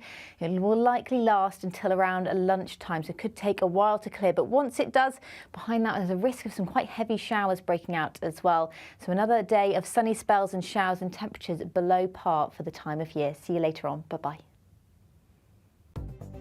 The latest GB News travel. Good afternoon, I'm John Vincent. Queues on the M90 southbound in Fife. The entry slip road is partially blocked for an accident at junction 2 Pit Reevy. Slow traffic for the M6 northbound in Staffordshire. There's a lane closed for a fallen tree between junction 14 Stafford North and the Stafford services, which are located between junction 14 and junction 15. Slow traffic on the M3 northbound in Hampshire due to an earlier accident between junction 4 for Camberley and 3 for Lightwater, although all lanes have been reopened. Slow for the M1 northbound in Hertfordshire. The entry slip road is partially blocked due to an accident. That's at junction 8 for Hemel Hempstead. Queues on the M5 northbound in Somerset due to an earlier accident at junction 25 Taunton, and slow in the roadworks on the M1 northbound in Bedfordshire due to an earlier police incident just before junction 11A Dunstable. And that's the latest traffic and travel news. You can stay up to date throughout the day by visiting our website gbnews.com.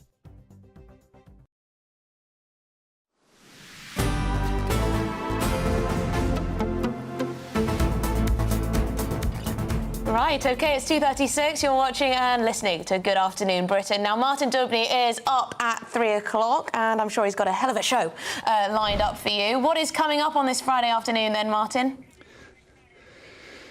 Yeah, hi guys. I'm looking ahead to Labour's early release nightmare. We were contacted by a mother here at GB News this week whose son was killed.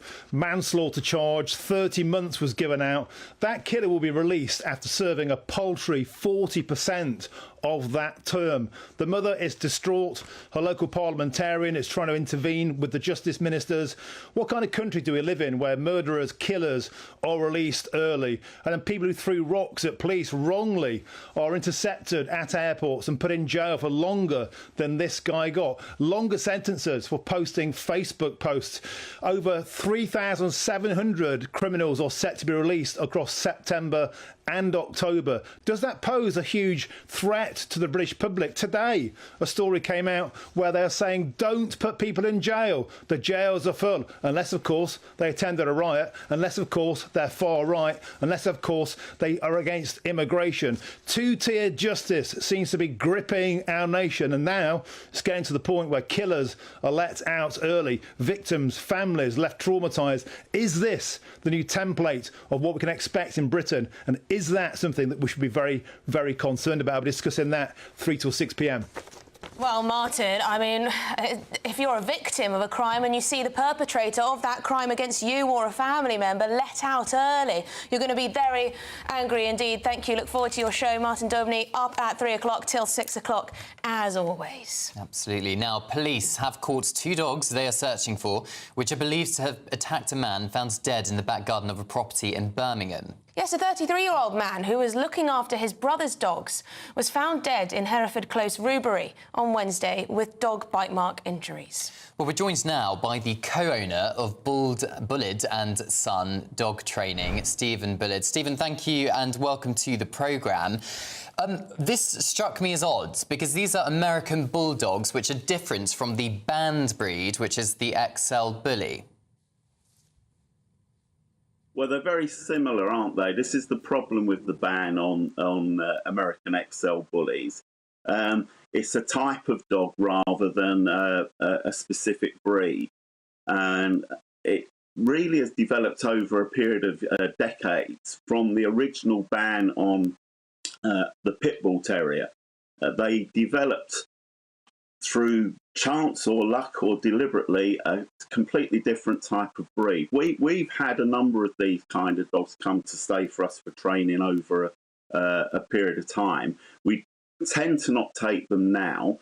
The hybridization means that some of the dogs may not even be of the type, but they can still be dangerous.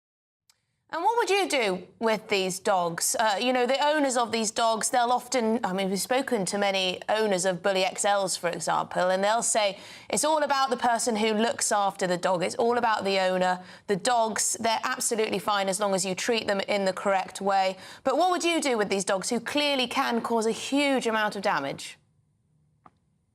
Well, this is the problem. They can be very nice dogs.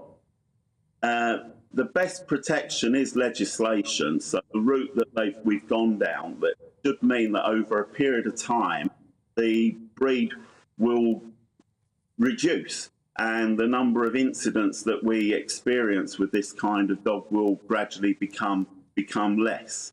Obviously, if the wrong kind of owner gets one of these dogs, and they do this deliberately, you know, the people that end up with the nice ones tend to end up with the nice ones by accident, and the people that end up with the ones that aren't so nice, they end up with those ones deliberately. So, Stephen, are you suggesting that we need legislation on American bulldogs as well as XL Bullies?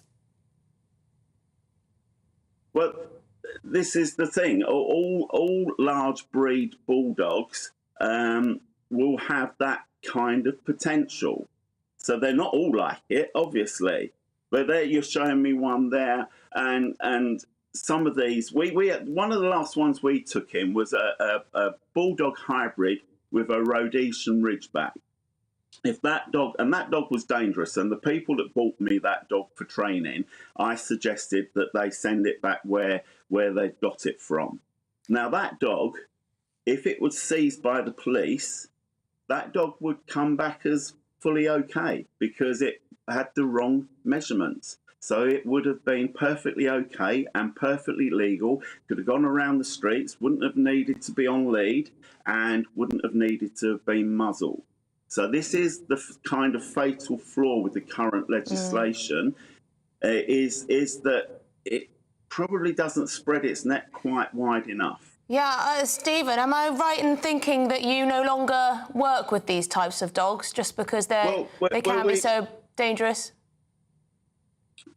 Yeah, it's just a choice. I mean, we've got a kennel full of dogs out here now that are all aggressive, because any dog can be aggressive and any dog can be dangerous through being aggressive.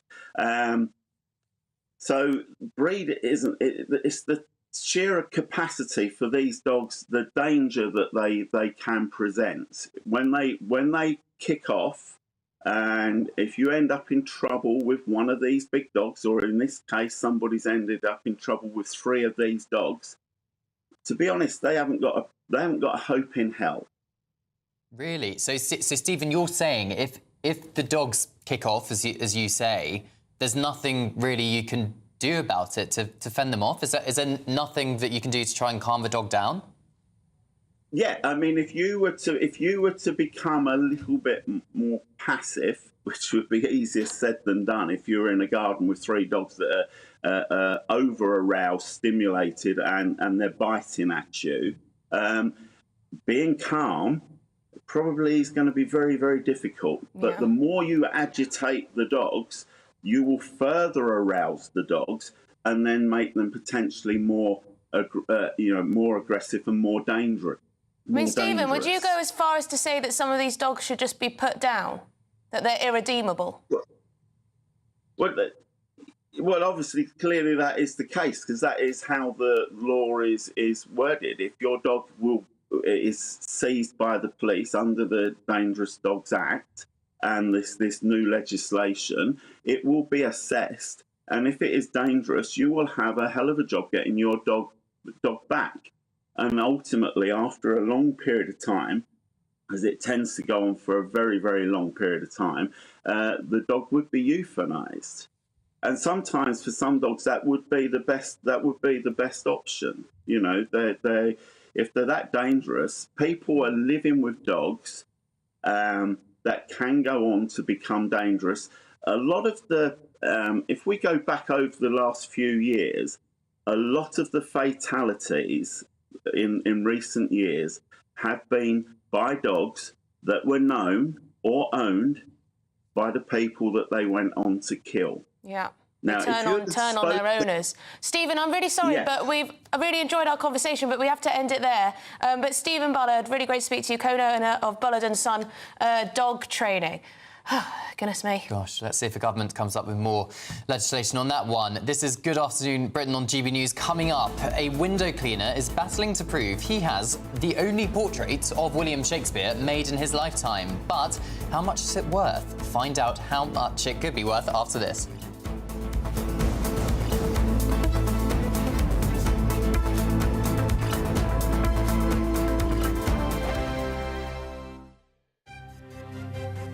GB News Breakfast, every day from 6 a.m. Fatima's UK campaign, Children and Young People Matter, because I actually run a campaign, and my ministry today is about looking after children in the care system and improving their life outcomes. You know, for me, I had a difficult start to my childhood, and I will never forget it. I mean, I always say I may have left the care system, but the care system hasn't left me. And I instantly understand the importance of giving our young children and young people the opportunity to also, you know, have good life outcomes. So Fatima's UK campaign is all about that. And it's a summit next year. Eamon, I hope you're going to come. No, and we've talked about this before, and certainly, I mean, I believe in what you're doing. I think it's marvellous what you're doing, and that's why, you know, when you think about children, and children are so close to you, and you look at that horror that happened in Southport yesterday, I mean, things like that exactly. will really hit home hard.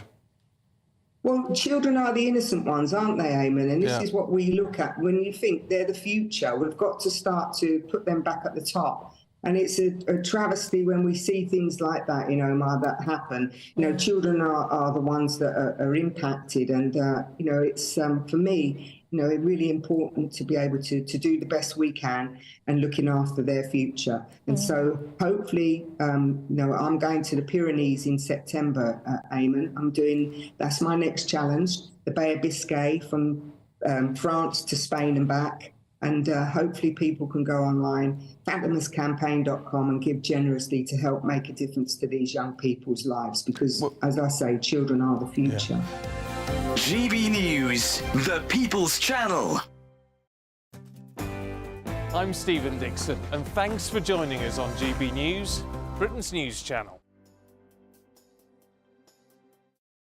Hi there, I'm Michelle Dewberry, and I'm going to take a second to tell you all about my show, Dubes & Co. We start off with the issues of the day. We then bring in both sides of the argument. We get rid of the disrespect. And then you throw me into the mix. And trust me, I'll tell it exactly how it is. And then, of course, the magic ingredient, you at home. We mix it all together, and what have we got? In my opinion, the best debate show in town. Monday to Friday, 6 till 7 on GB News, Britain's news channel.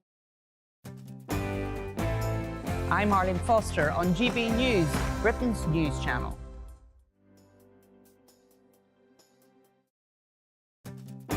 I'm Isabel Webster. Thanks for joining us on GB News, Britain's news channel.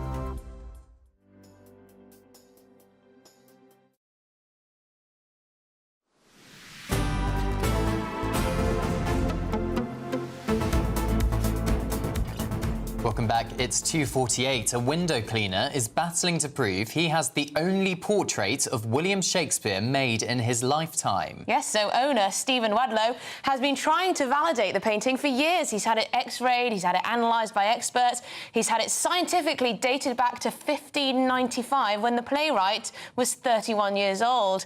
If it is the Bard, it could be worth north of £200 million. Gosh, well, we're pleased to say the window cleaner and owner of the painting, Steve, joins us now. Steve, welcome to GB News. First of all, just explain how you came to have this painting in your possession. Yes, hello. Thank you for inviting me.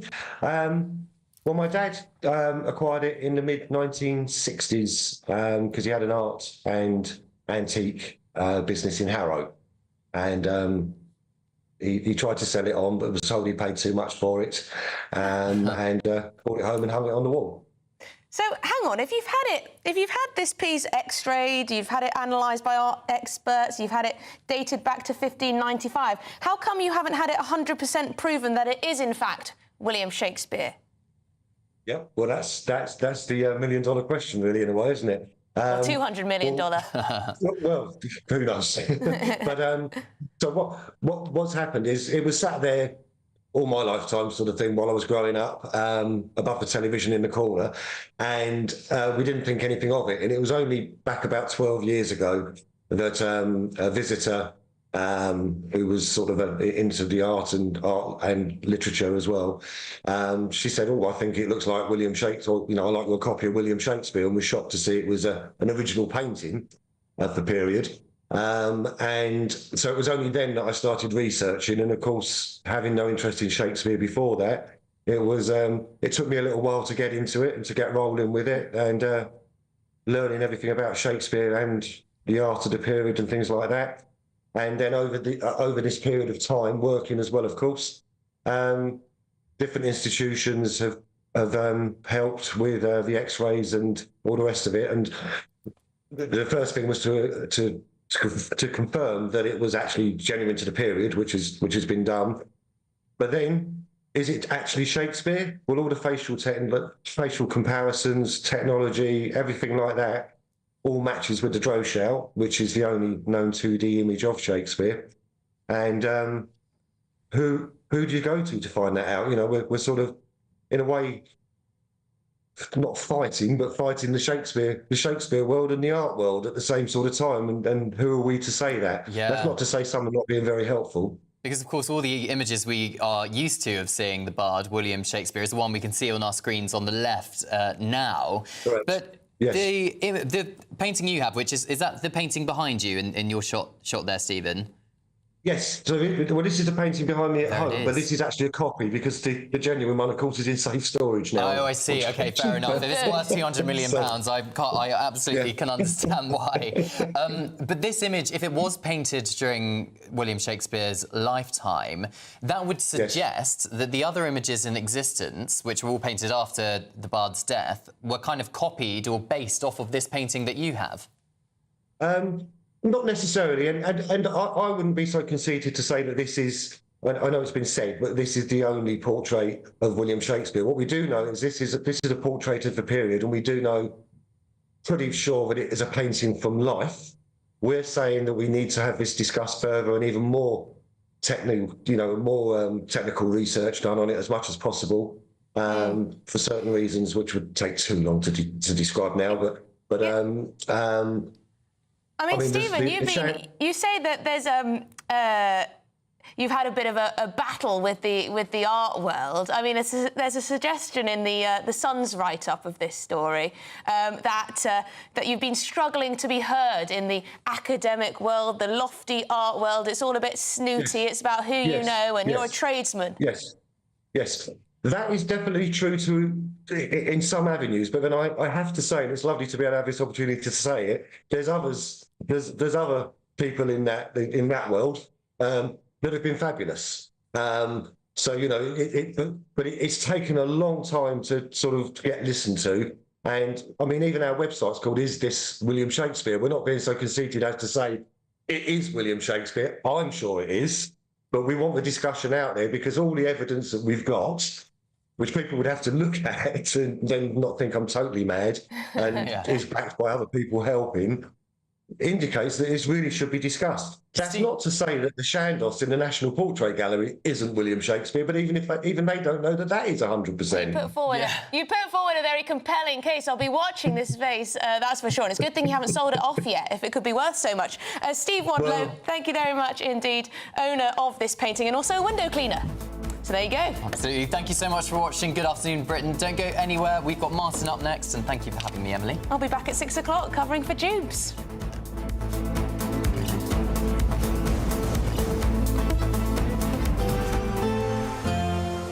A brighter outlook with Box Solar, sponsors of weather on GB News.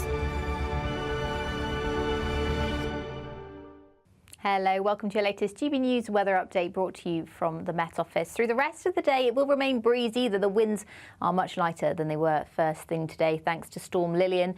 We'll still feel quite fresh as well, particularly across western areas. Now, Storm Lillian's now moved off into the North Sea, and behind it is much drier across the UK. Still a few showers to come, though, through this evening across Northern Ireland and many western areas of Scotland in particular. Elsewhere, it should be a dry evening, and the winds will lighten off. But overnight, the next band of rain arrives into southern areas. Here there is a warning in force for tomorrow, and with lots of cloud building in from the south, temperatures will stay on the milder side of things for most of us, away from the far north where we see those clearer skies.